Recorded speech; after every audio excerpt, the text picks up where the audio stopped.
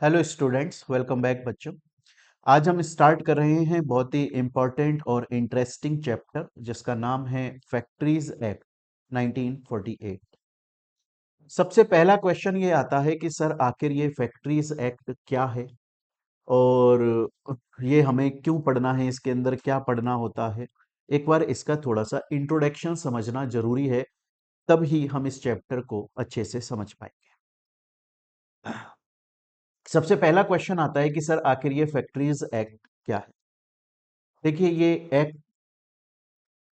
Act है, इसका मतलब ये लॉ है, ये कानून है जिसके अंदर कुछ रूल्स रेगुलेशंस लिखे हुए हैं। अब ये एक्ट इंडिया में क्यों इंट्रोड्यूस किया गया।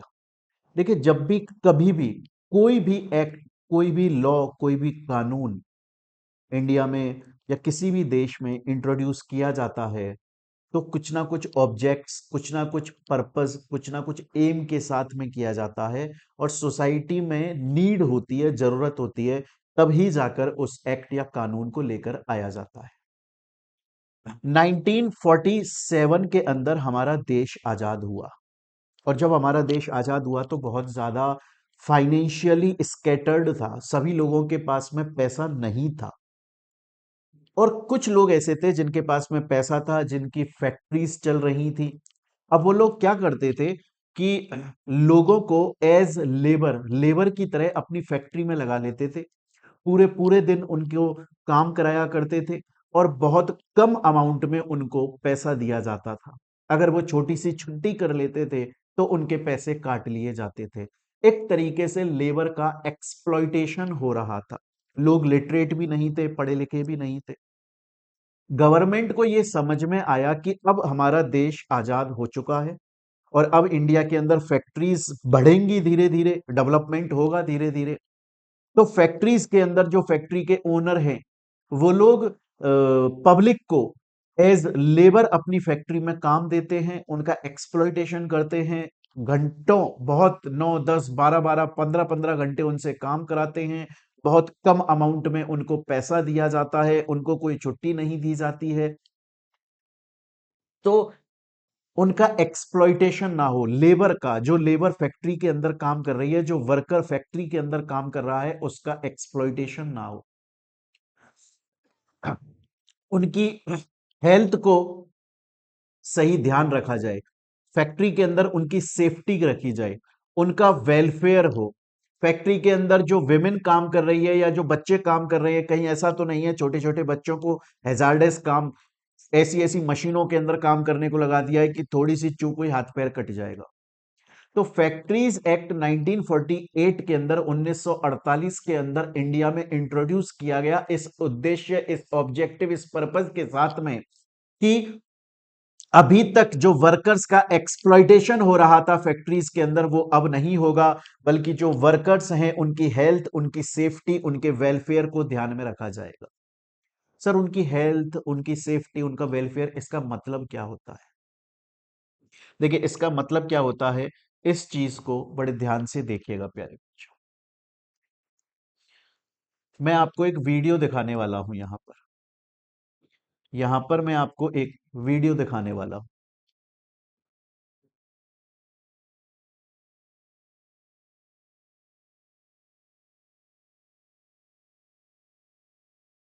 देखिए,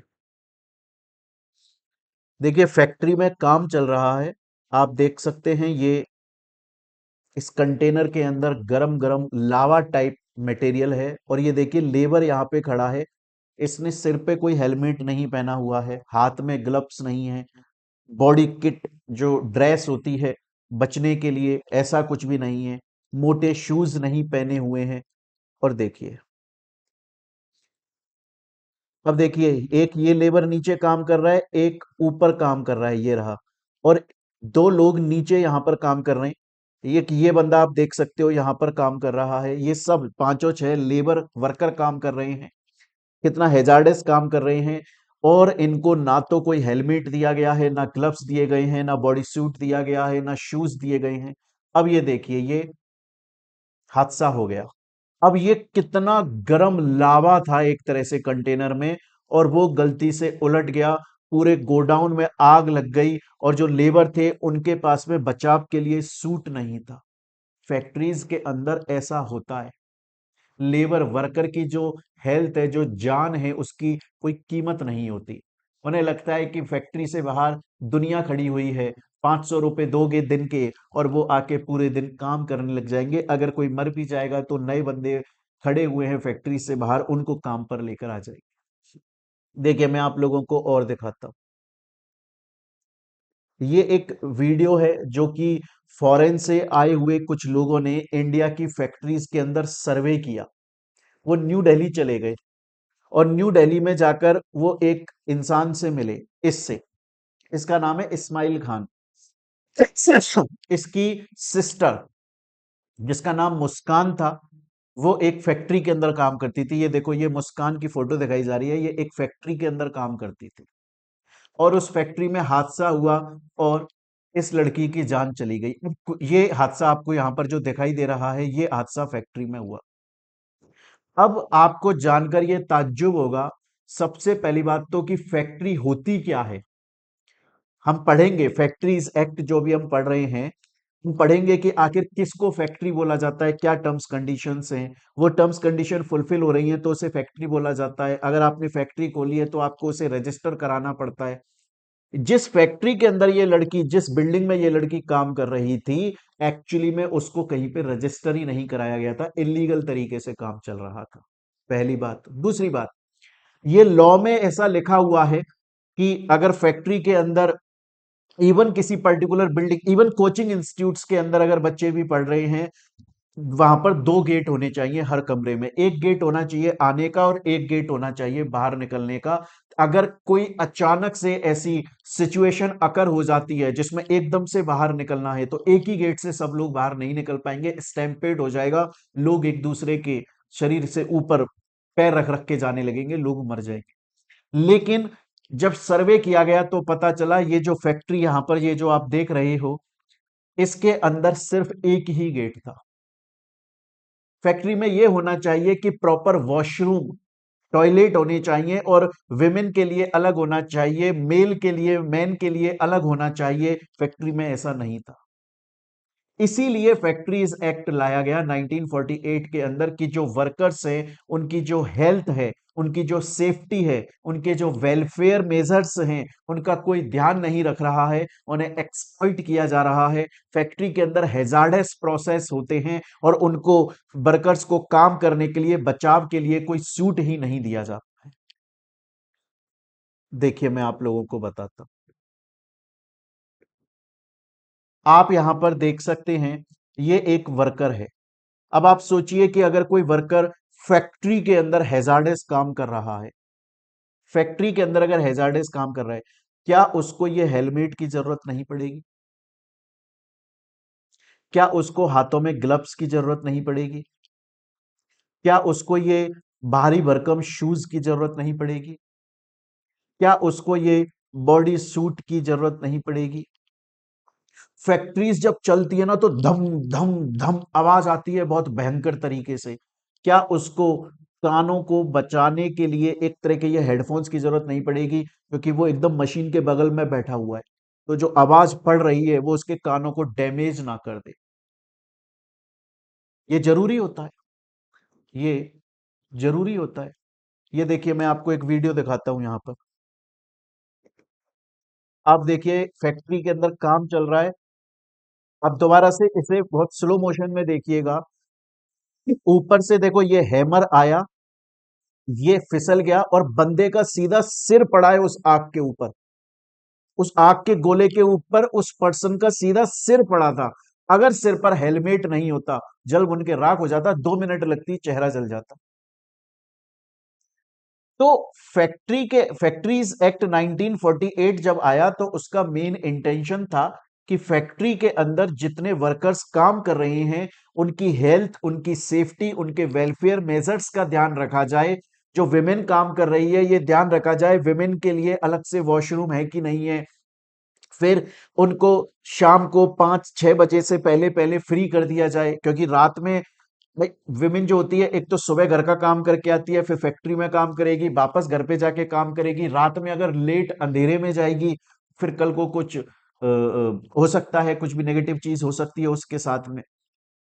उसके अलावा आप देखिए यहां पर आपको दिखाई देगा, ये एक विमेन है जो कि प्रेग्नेंट है, जो कि प्रेग्नेंट है और अभी भी वो फैक्ट्री के अंदर काम करने के लिए आ रही है।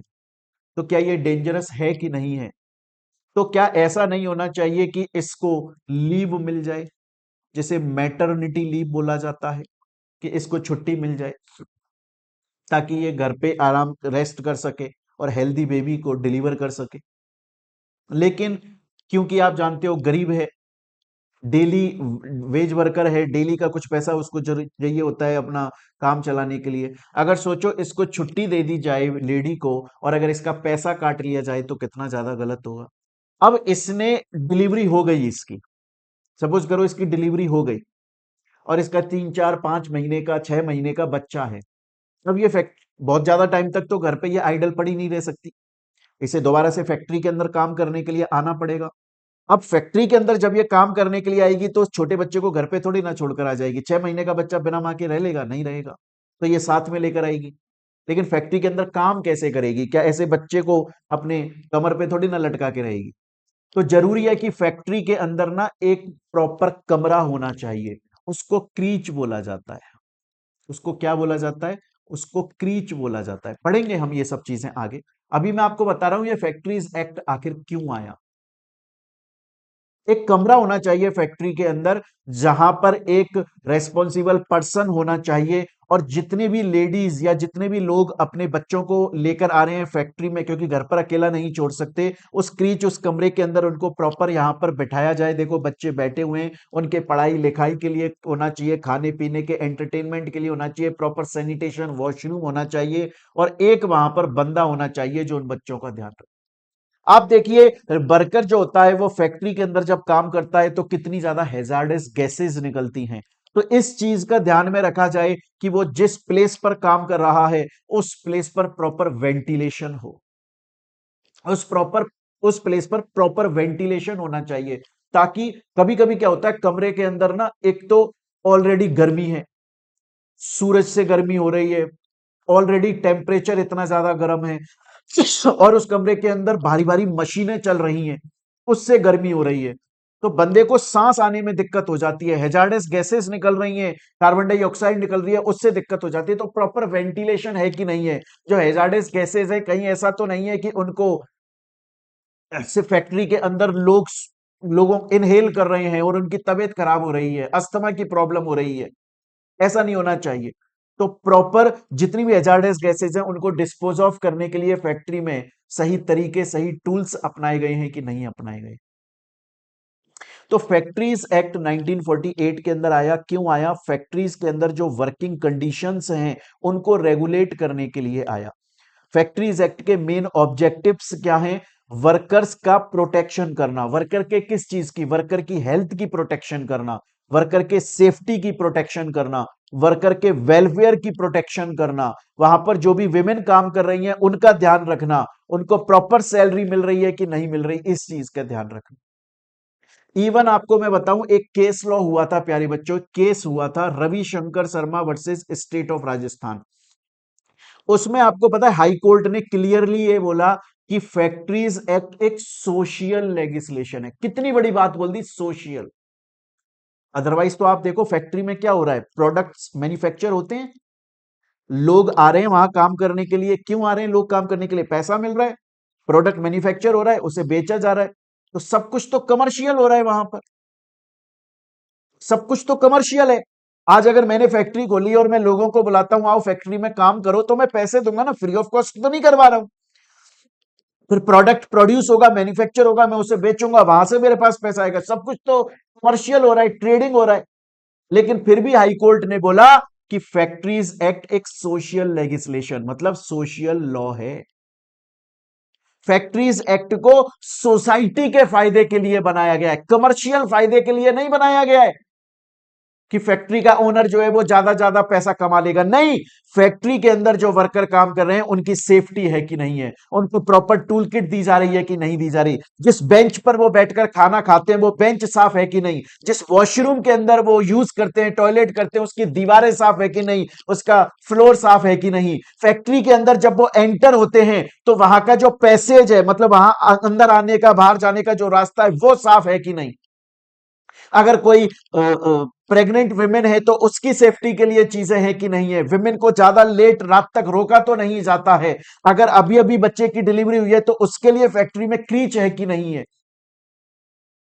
जिस रूम के अंदर वो लोग काम कर रहे हैं उसका प्रॉपर टेम्परेचर सही है कि नहीं है, उसमें प्रॉपर लाइटिंग होनी चाहिए, लाइटिंग दोनों तरह की होनी चाहिए, एक तो नेचुरल लाइटिंग सनलाइट आनी चाहिए, एक आर्टिफिशियल लाइटिंग कि आपने अपनी तरफ से काफी सारे ट्यूबलाइट्स बल्ब लगाए हुए हैं। भाई बड़ी बड़ी मशीनों में काम कर रहा है यार वर्कर, अगर उसको अंधेरे की वजह से उसको लाइटिंग प्रॉपर नहीं मिली और अंधेरे की वजह से उसका हाथ इधर उधर चला गया, बेचारे की जिंदगी खराब हो जाएगी।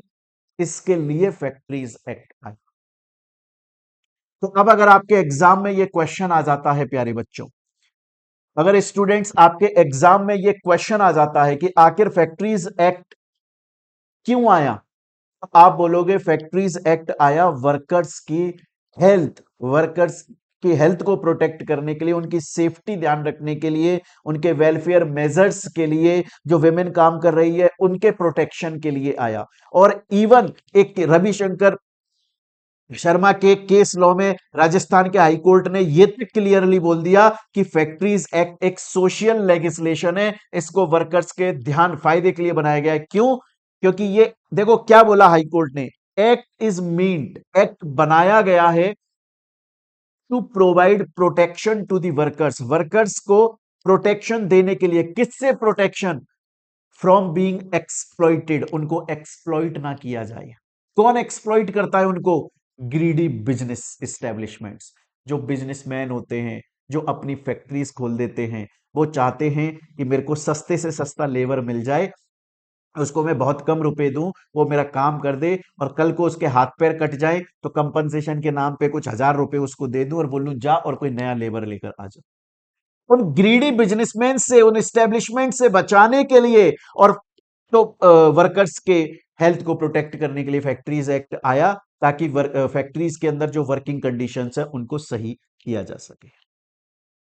स्टूडेंट बोलता है सर मेरे को आपकी बात यहां तक 100% तरीके से समझ में आ गई, लेकिन सर मेरा एक क्वेश्चन है, सर ये जो फैक्ट्रीज एक्ट है ये कहां पर एप्लीकेबल होता है?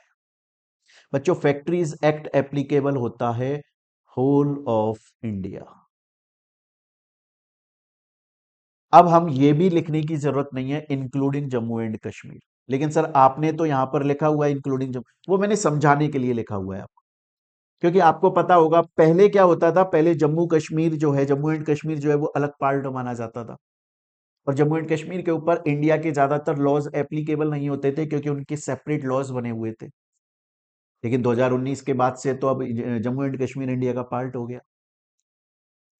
तो और अब देखो अब कितना साल, अब कम से कम 7-8 साल उस बढ़ चुके हैं उस बात को, जम्मू कश्मीर इंडिया का पार्ट है। तो अब इस चीज को लिखना कि फैक्ट्रीज एक्ट या कोई भी एक्ट पूरे इंडिया पर एप्लीकेबल होता है इंक्लूडिंग जम्मू एंड कश्मीर, उसकी इतनी ज्यादा जरूरत नहीं होती है, क्योंकि हम मानते हैं कि जम्मू एंड कश्मीर के ऊपर एप्लीकेबल होता है। स्टूडेंट बोलता है ठीक है सर मेरे को यहां तक की बात समझ में आ गई। सर मेरा एक क्वेश्चन है, मैंने पूछा बताओ, बोला सर मेरा एक एक सिंपल सा क्वेश्चन ये है कि एक तो सपोज करिए फैक्ट्री बनाई आपने या मैंने, आम आदमी ने एक फैक्ट्री बनाई, क्या उसके ऊपर फैक्ट्रीज एक्ट एप्लीकेबल होगा? जी हाँ एप्लीकेबल होगा। सर अगर सपोज करो कि गवर्नमेंट की कोई फैक्ट्री है, स्टेट गवर्नमेंट या सेंट्रल गवर्नमेंट की कोई फैक्ट्री है, क्या उसके ऊपर भी फैक्ट्रीज एक्ट एप्लीकेबल होगा? ऑब्वियसली होगा यार दोस्त यार, ऑब्वियसली उसके ऊपर फैक्ट्रीज एक्ट एप्लीकेबल होगा, क्यों नहीं होगा? स्टूडेंट बोलता है सर यहां तक की मुझे बात समझ में आ गई, अभी तक मुझे समझ में आया कि फैक्ट्रीज एक्ट इंडिया के अंदर वर्कर्स की वर्किंग कंडीशंस को सुधारने के लिए आया। अब तक मुझे समझ में आया कि वर्कर्स के हेल्थ को, सेफ्टी को, उनके वेलफेयर मेजर्स को प्रोटेक्ट करने के लिए आया, जो विमेन एम्प्लॉयमेंट में काम कर रही हैं उनको ध्यान रखने के लिए आया। और इवन एक case Ravishankar Sharma versus state of Rajasthan में ये इतनी बड़ी बात बोली कि फैक्ट्रीज एक्ट एक सोशल लेजिस्लेशन है और जो ग्रीडी बिजनेस एस्टेब्लिशमेंट्स हैं उन वो एक्सप्लॉइट ना कर पाए वर्कर्स को, उनके राइट्स को प्रोटेक्ट करने के लिए आया है। फिर उसके बाद में हमने पढ़ा कि ये कहाँ एप्लीकेबल होता है, होल ऑफ इंडिया पर एप्लीकेबल होता है, इंक्लूडिंग वो फैक्ट्रीज जिनको गवर्नमेंट ने एस्टेब्लिश किया है उनके ऊपर भी फैक्ट्रीज एक्ट एप्लीकेबल होता है, अनटिल एंड अनलेस गवर्नमेंट खुद नोटिफिकेशन पास कर दे कि हमारी इस वाली फैक्ट्री पे फैक्ट्रीज एक्ट एप्लीकेबल नहीं होगा तो बात अलग है, अदरवाइज हर इंडिया की हर फैक्ट्री के ऊपर फैक्ट्रीज एक्ट एप्लीकेबल होता है। अब क्वेश्चन ये आता है कि सर हम जब जब बोल रहे हैं फैक्ट्रीज एक्ट तो हम बोल रहे हैं फैक्ट्रीज एक्ट 1948। हम जब जब बोल रहे हैं सर फैक्ट्रीज एक्ट तो हम बोल रहे हैं सर फैक्ट्रीज एक्ट 1948। मैं आपको बता दूं बच्चों ये फैक्ट्रीज एक्ट 1948 के अंदर पास हो गया था, इंट्रोड्यूस हो गया था इंडिया में। हालांकि ये इंडिया में एप्लीकेबल कब हुआ, इंडिया की फैक्ट्रीज के ऊपर ये लागू कब हुआ, ये लागू हुआ था 1 अप्रैल 1949 में।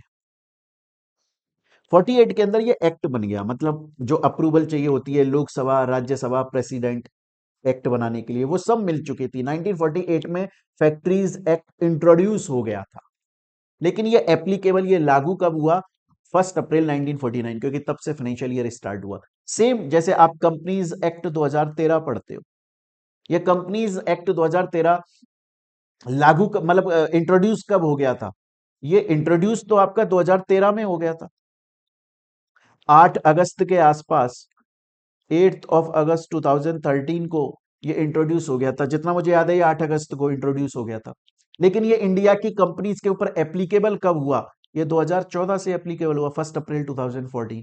हमेशा हर एक्ट के साथ में यही होता है, तो फैक्ट्रीज एक्ट के अंदर भी यही हुआ।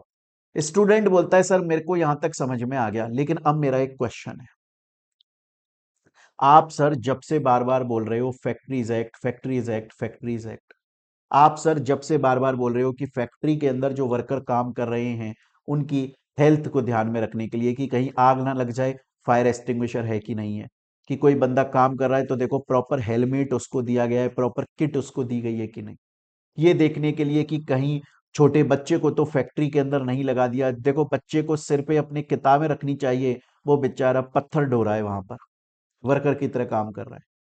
सर आखिर फैक्ट्री का मीनिंग क्या है, किसको फैक्ट्री बोला जाता है, बड़े ध्यान से सुनिएगा प्यारे बच्चों। अब हम इस चैप्टर के, अभी तक मैंने आपको सिर्फ इंट्रोडक्शन बताया, मैंने आपको बताया फैक्ट्रीज एक्ट क्यों आया था, पर अब हम इसमें आगे बढ़ रहे हैं और अब हमें देखना है कि फैक्ट्री का मीनिंग क्या होता है। अब हमें देखना है प्यारे बच्चों कि आखिर फैक्ट्री का मीनिंग क्या होता है, बहुत ही इंपॉर्टेंट जगह पर आ चुके हैं हम लोग। बच्चों जब आप फैक्ट्री क्या होता है इसके बारे में जब हम बात करते हैं, सबसे पहले तो आपको इसका सेक्शन याद होना चाहिए, सेक्शन 2 सब क्लॉज एम। सबसे पहली बात तो मैं आपको एक चीज बता दूं, मैं डेफिनेशन पढ़ाऊं फैक्ट्री की, उससे पहले मैं एक चीज बता देता हूं। आप कोई भी एक्ट उठा लो, एनी एक्ट, आप कोई भी एक्ट उठा लीजिए, उस एक्ट के अंदर जितनी डेफिनेशंस हैं वो सब डेफिनेशन उसके सेक्शन 2 में दी गई होती है। सेम उसी तरह से फैक्ट्रीज एक्ट के अंदर भी बहुत सारी डेफिनेशंस है जिनको हम आगे पढ़ेंगे, वो सभी डेफिनेशंस सेक्शन 2 में दी हुई है। हाँ उनके क्लॉजेज अलग अलग हैं, उनके क्लॉजेज अलग अलग हैं, जब हम चैप्टर आगे कंटिन्यू करेंगे तो हम उसमें देखेंगे कि मैं आपको डेफिनेशन पढ़ाऊंगा सेक्शन 2 में, जिनमें क्लॉज अलग है, A B double B C C A ये सब। अभी हम बात कर रहे हैं फैक्ट्री के डेफिनेशन की, अभी हम बात कर रहे हैं फैक्ट्री की डेफिनेशन की, तो उसके लिए क्या है, उसके लिए है section 2 sub clause M, section याद रखना है आपको। अब बड़े ध्यान से सुनेंगे प्यारे बच्चों, फैक्ट्री क्या है, आपको फैक्ट्री की डेफिनेशन रटनी नहीं है, 2 मिनट में लॉजिक समझा दूंगा, फैक्ट्री की डेफिनेशन आप खुद बनाने लग जाओगे। फैक्ट्री वो है जहां पर सबसे ज्यादा जरूरी है कि मैन्युफैक्चरिंग होती है,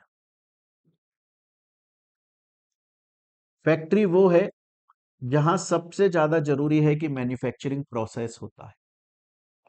अब क्वेश्चन आता है कि मैन्युफैक्चरिंग प्रोसेस कहां होगा, वेयर।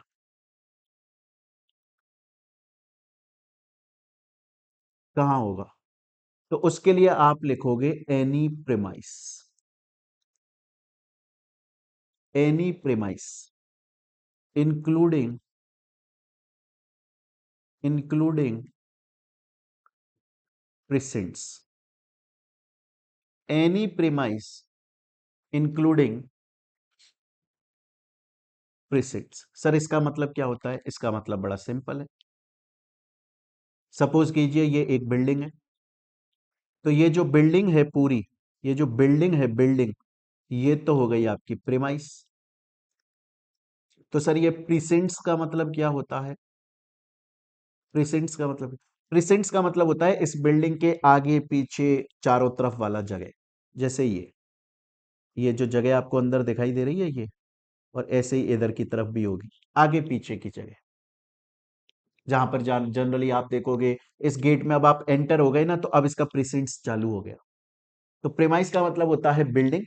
और फिर से मैं बता दूं, प्रेमाइस जो है वो जरूरी नहीं है कि कोई बिल्डिंग हो। अगर कोई खाली लैंड भी है ना, और वहां पर मैन्युफैक्चरिंग हो रही है, तो उसको भी प्रेमाइस बोला जाएगा। अगर आपकी कोई लैंड है, खेत बोलते हैं गांव में उसको, फील्ड बोलते हैं। मान लो आपने वहां पर कोई बिल्डिंग नहीं बनाई हुई, वो खाली एकदम ऐसे जमीन है, वहां पर मैन्युफैक्चरिंग कर रहे हो आप, धूप में मैन्युफैक्चरिंग कर रहे हो, उसको प्रेमाइस बोल दिया जाएगा। मान लो किसी जमीन के ऊपर आपने टेम्पररी कुछ बना दिया, टीन वीन लगा दी, और वहां पे मैन्युफैक्चरिंग कर रहे हो, उसको प्रेमाइस मान लिया जाएगा। तो फैक्ट्री क्या है? फैक्ट्री के लिए सबसे ज्यादा जरूरी है कि मैन्युफैक्चरिंग हो रही है। फैक्ट्री के लिए सबसे ज्यादा जरूरी है कि मैन्युफैक्चरिंग हो रही है। सबसे ज्यादा जरूरी है मैन्युफैक्चरिंग हो रही है। मैन्युफैक्चरिंग कहां हो रही है? Any premise. प्रेमाइस का मतलब है कोई भी जगह, चाहे से वो बिल्डिंग है, चाहे से वो कोई फ्लैट सरफेस खाली जगह है, चाहे से वो कोई खेत है, मैन्युफैक्चरिंग हो रही है। और प्रेसेंट्स का मतलब क्या होता है? उसके आगे पीछे चारों तरफ का जो एरिया होता है ना, उस बाउंड्री के अंदर अंदर होता है। अब ये नहीं है आप बोलोगे कि सर ये वाले एरिया को, बाहर जो रोड है उसको प्रेसेंट्स, अरे ऐसे नहीं भाई, अंदर अंदर ये वाला एरिया, ये जो गाड़ी खड़ी है, ये अंदर वाला एरिया, अंदर वाला, आगे पीछे चारों तरफ का जो एरिया होता है उसे प्रिसेंट्स बोला जाता है। क्योंकि वो भी तो इस बिल्डिंग, आज अगर मैं इस बिल्डिंग को रेंट पे लेता हूं, तो क्या मेरे को ये अंदर पार्किंग और ये सब जगह नहीं मिलेगी? क्या बिल्कुल मिलेगी, ये मेरा प्रिसेंट्स है। तो फैक्ट्रीज एक्ट के लिए सबसे ज्यादा जरूरी क्या है? कि मैन्युफैक्चरिंग होनी चाहिए। मैन्युफैक्चरिंग होना जरूरी है, मैन्युफैक्चरिंग होना जरूरी है, मैन्युफैक्चरिंग होना जरूरी है। कहां पर? Any premise including precincts. कौन करेगा? कौन करेगा? वर्कर्स। कौन करेगा? वर्कर्स। कितने वर्कर्स? कितने वर्कर्स? अगर फैक्ट्री के अंदर इलेक्ट्रिसिटी से काम होता है, with the aid of power, with the aid of power. Aid का मतलब है हेल्प, यहां पर एड का मतलब है हेल्प, पावर का मतलब है electricity.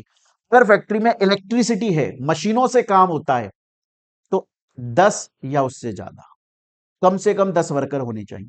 Without aid of power, without aid of power, मशीनों से इलेक्ट्रिसिटी से काम नहीं होता है, मैनुअली लोग काम करते हैं, तो कम से कम 20 या उससे ज्यादा वर्कर्स।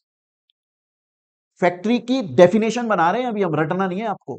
फैक्ट्री क्या है? फैक्ट्री वो है ऐसा कोई भी प्रीमाइस इंक्लूडिंग प्रेसेंट्स, कोई भी प्रीमाइस इंक्लूडिंग प्रेसेंट्स जहां पर मैन्युफैक्चरिंग प्रोसेस हो रही है। कौन कर रहा है मैन्युफैक्चरिंग प्रोसेस? वर्कर कर रहा है। कितने वर्कर कर रहे हैं? अगर एड ऑफ पावर, इलेक्ट्रिसिटी की हेल्प लेकर काम होता है, तो कम से कम 10 या उससे ज्यादा। अगर इलेक्ट्रिसिटी की हेल्प लेकर काम नहीं होता, तो कम से कम 20 या उससे ज्यादा। आ रही है मेरी बात समझ में? कितने दिन के लिए, कितने दिन के लिए काम किया जा रहा है? मैन्युफैक्चरिंग काम क्या पूरी साल होना चाहिए? या पिछले 12 महीने में, एक पिछले एक साल के अंदर 12 महीने के अंदर 3 महीने मैन्युफैक्चरिंग होनी चाहिए? कितने टाइम के लिए मैन्युफैक्चरिंग होनी चाहिए? एनी सिंगल डे अगर मैन्युफैक्चरिंग हुई पिछले 12 महीने में, पिछले 12 महीने में अगर एक सिंगल दिन भी, पिछले 12 महीने में अगर एक सिंगल डे भी मैन्युफैक्चरिंग हुई तो उसको फैक्ट्री मान लिया जाएगा। देखिएगा मेरी बात को। फैक्ट्री का मतलब क्या है? फैक्ट्री का मतलब है कि मैन्युफैक्चरिंग प्रोसेस चल रहा है प्रीमाइस के अंदर, इंक्लूडिंग प्रिसेंट्स।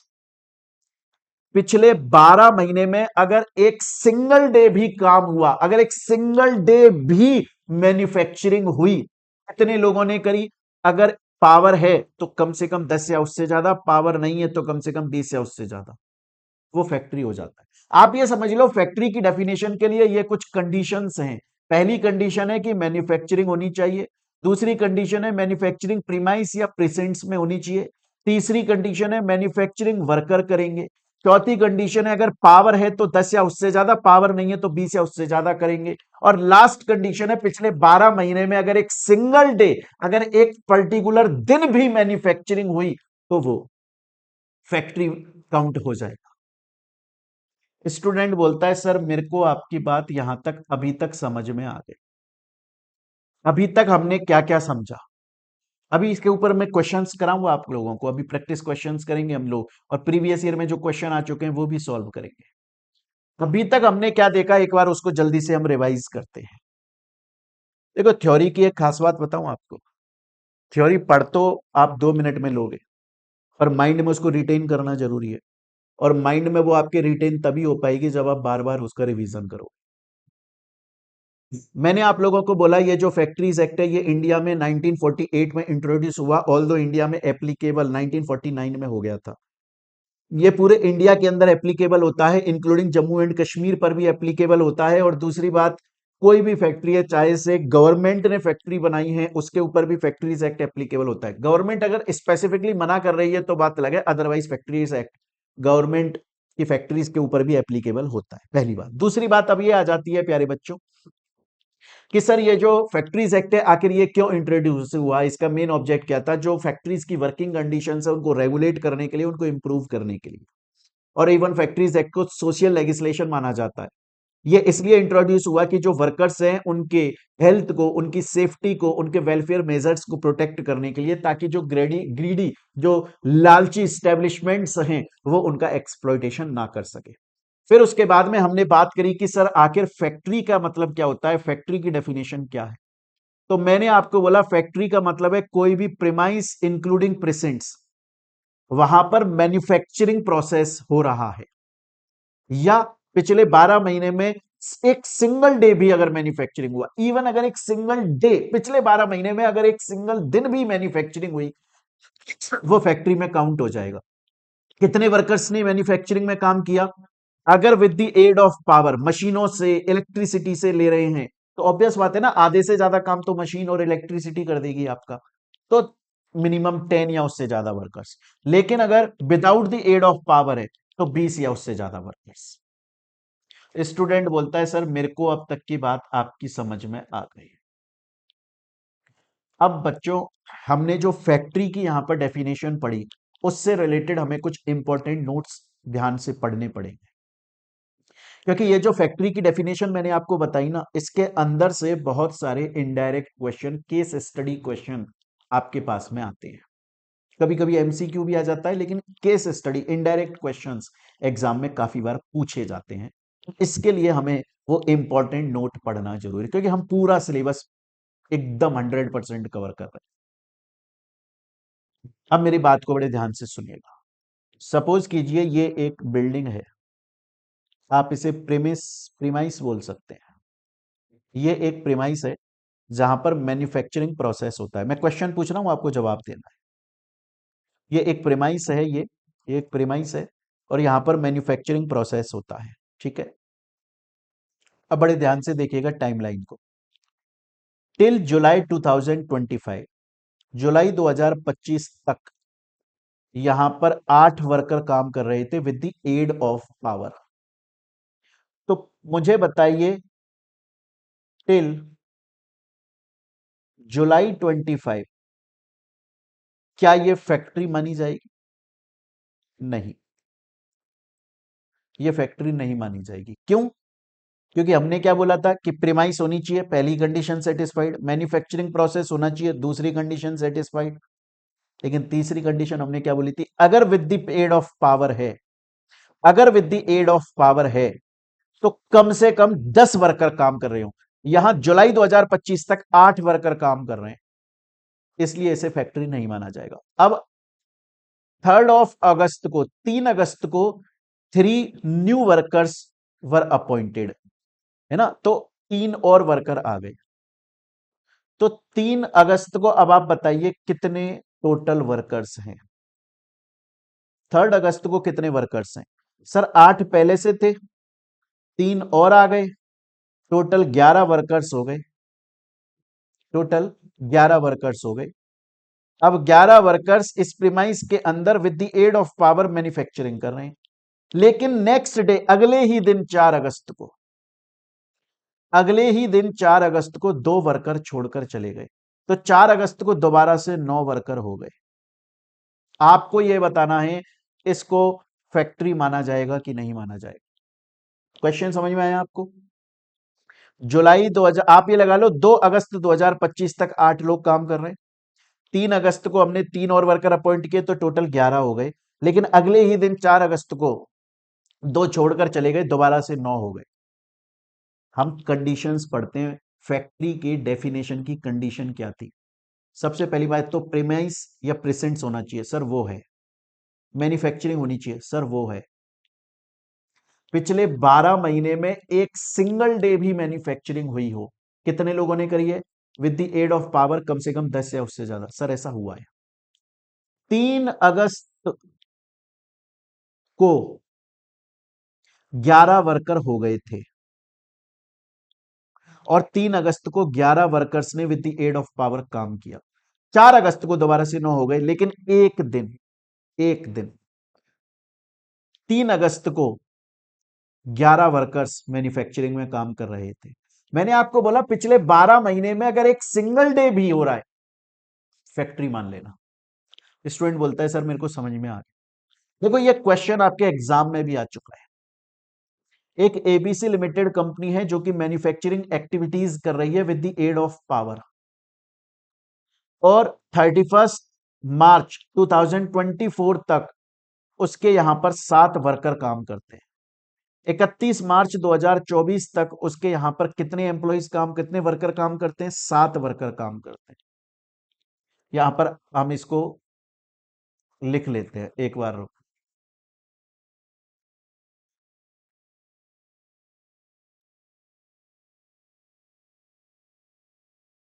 एक मिनट रुकिए, यहां लिख लेते हैं हम लोग। 31 मार्च 24 7 वर्कर्स काम करते हैं। लेकिन 1 अप्रैल को, 1 अप्रैल को 4 वर्कर्स और अपॉइंट हो गए। तो 7 पहले से थे, 4 और हो गए, 11 वर्कर्स। और अब क्वेश्चन बोल रहा है कि 30 अप्रैल को 2 वर्कर्स छोड़कर चले गए। इसका मतलब 1 अप्रैल 2024 से 29 अप्रैल 2024 तब तक 11 वर्कर्स ने काम किया, और 30 अप्रैल को 2 वर्कर्स छोड़कर चले गए। 11 में से 2 छोड़कर चले गए, 9 वर्कर्स बचे। आपको बताना है ये फैक्ट्री है कि नहीं। कंडीशंस पढ़ेंगे फैक्ट्री की डेफिनेशन की। सबसे पहली बात, प्रीमाइस होना चाहिए, तो हाँ एबीसी लिमिटेड प्रीमाइस में है। दूसरा, मैन्युफैक्चरिंग होना चाहिए, जी हाँ मैन्युफैक्चरिंग। तीसरा, अगर with the aid of power है तो कम से कम 10 या उससे ज्यादा workers even on single day. अगर 12 महीने, पिछले 12 महीने में अगर एक सिंगल दिन भी थे, सर सिंगल दिन नहीं, यहां तो 29 दिन काम किया था। 1 अप्रैल को 11 वर्कर्स हो गए थे जिन्होंने 29 अप्रैल तक काम किया, फिर 30 अप्रैल को 9 वर्कर हो गए दोबारा। तो 1 अप्रैल से 29 अप्रैल तक 11 वर्कर्स ने काम किया।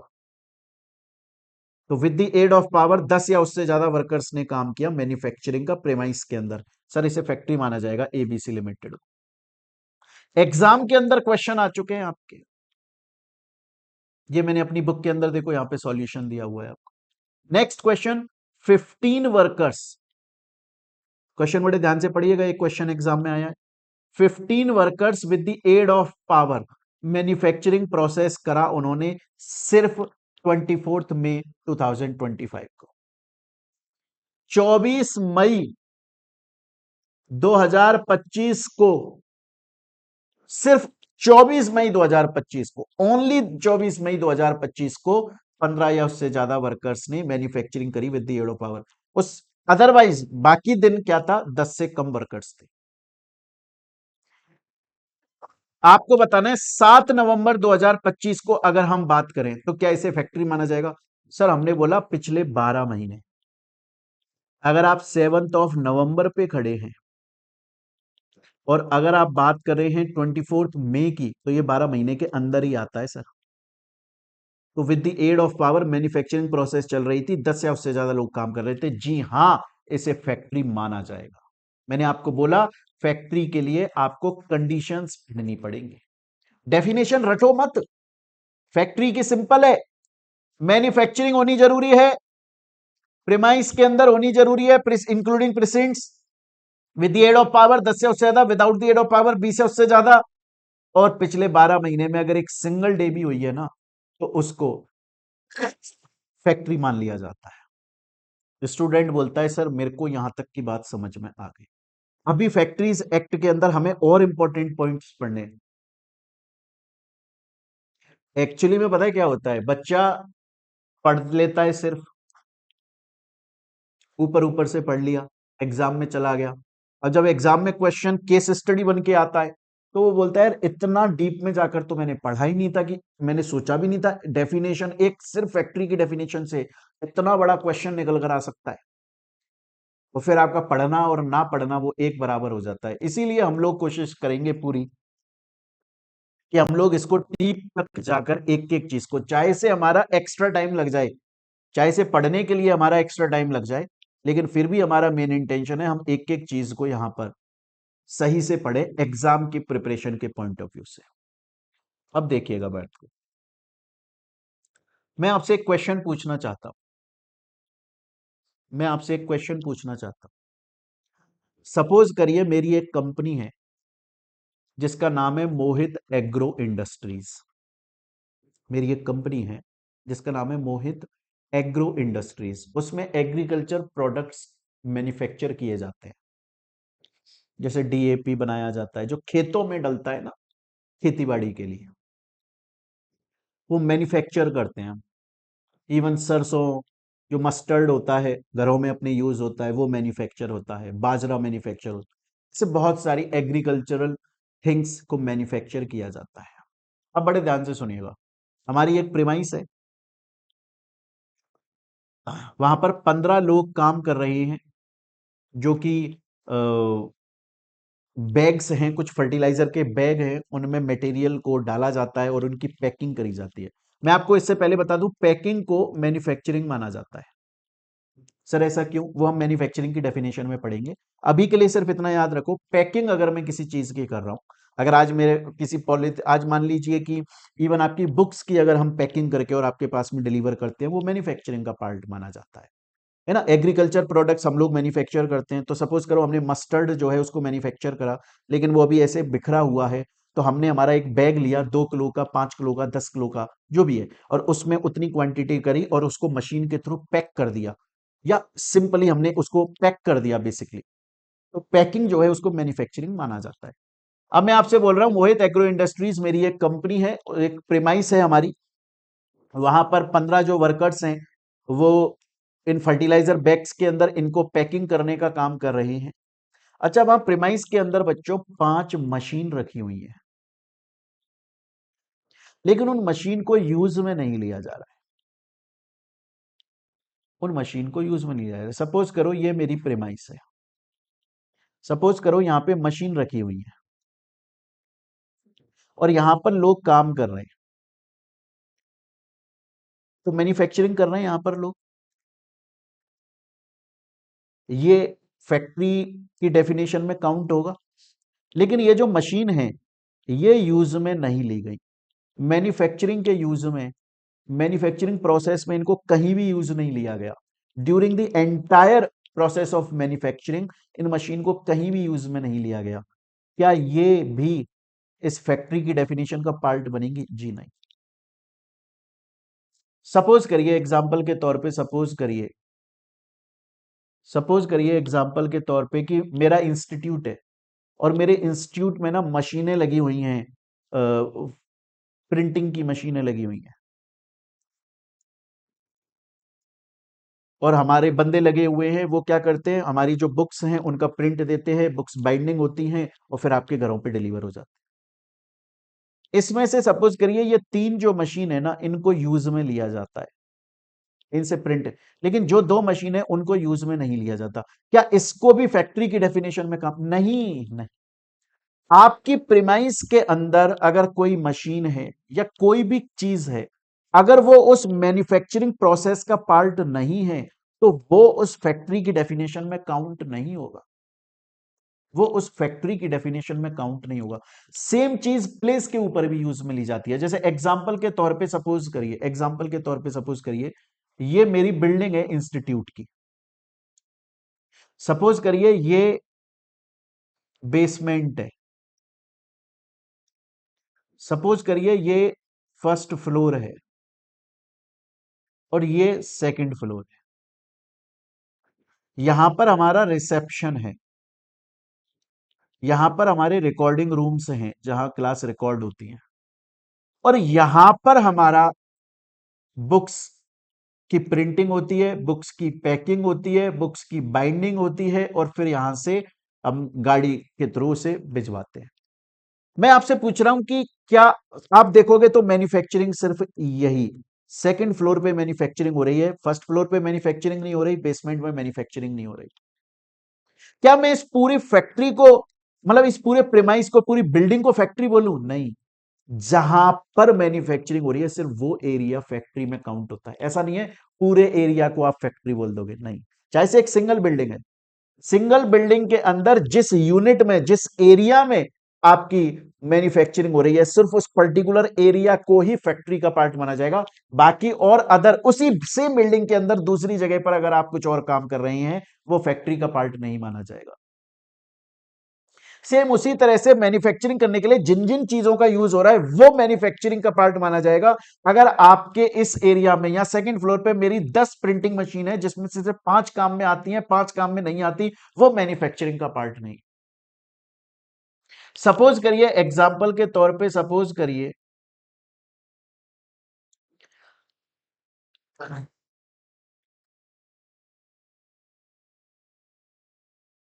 करिए एग्जाम्पल के तौर पे कि ये यहां तक सेकंड फ्लोर है। सपोज करिए ये मेरा इंस्टीट्यूट है और यहां पर हमारी बुक्स की प्रिंटिंग हुई, बुक्स की प्रिंटिंग हुई। तो सर ये फैक्ट्री है, ये फैक्ट्री का पार्ट है, ये मैन्युफैक्चरिंग है।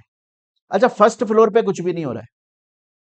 अच्छा, उन बुक्स को यहां पर लेकर आए, यहां यहां नीचे, यहां ये अंदर की बात कर रहा हूं, गेट के अंदर है ना, यहां लेकर आ गए और यहां पर उसकी फिर पैकिंग करी गई, यहां पर पैकिंग करी गई और फिर उसकी बाइंडिंग करी गई। तो सर ये पैकिंग और बाइंडिंग भी मैन्युफैक्चरिंग है। तो ये सेकंड फ्लोर भी फैक्ट्री का पार्ट है, और ये जो प्रीसेंट्स, ये वाला जो एरिया है जहां पर आपने पैकिंग बाइंडिंग करी, ये भी फैक्ट्री का पार्ट है, फर्स्ट फ्लोर नहीं है। मतलब पूरी बिल्डिंग में या पूरे एरिया में जहां पर मैन्युफैक्चरिंग हो रही है दैट इज फैक्ट्री, और उसके लिए जो जो चीजें यूज में ली जा रही हैं दैट इज फैक्ट्री।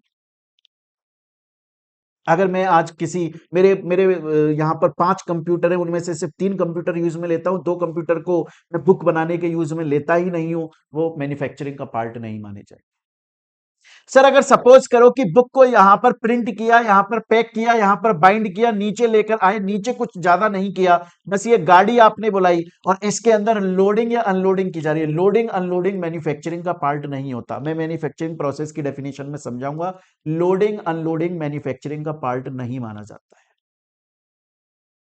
तो अभी तक हम लोगों ने क्या समझा, ये जो बात मैंने आपको बताई प्यारे बच्चों, ये तीनों इंपॉर्टेंट पॉइंट्स लिखे हुए हैं। पहला इंपॉर्टेंट पॉइंट, सिंगल डे हुआ है तो भी मैन्युफैक्चरिंग माना जाएगा।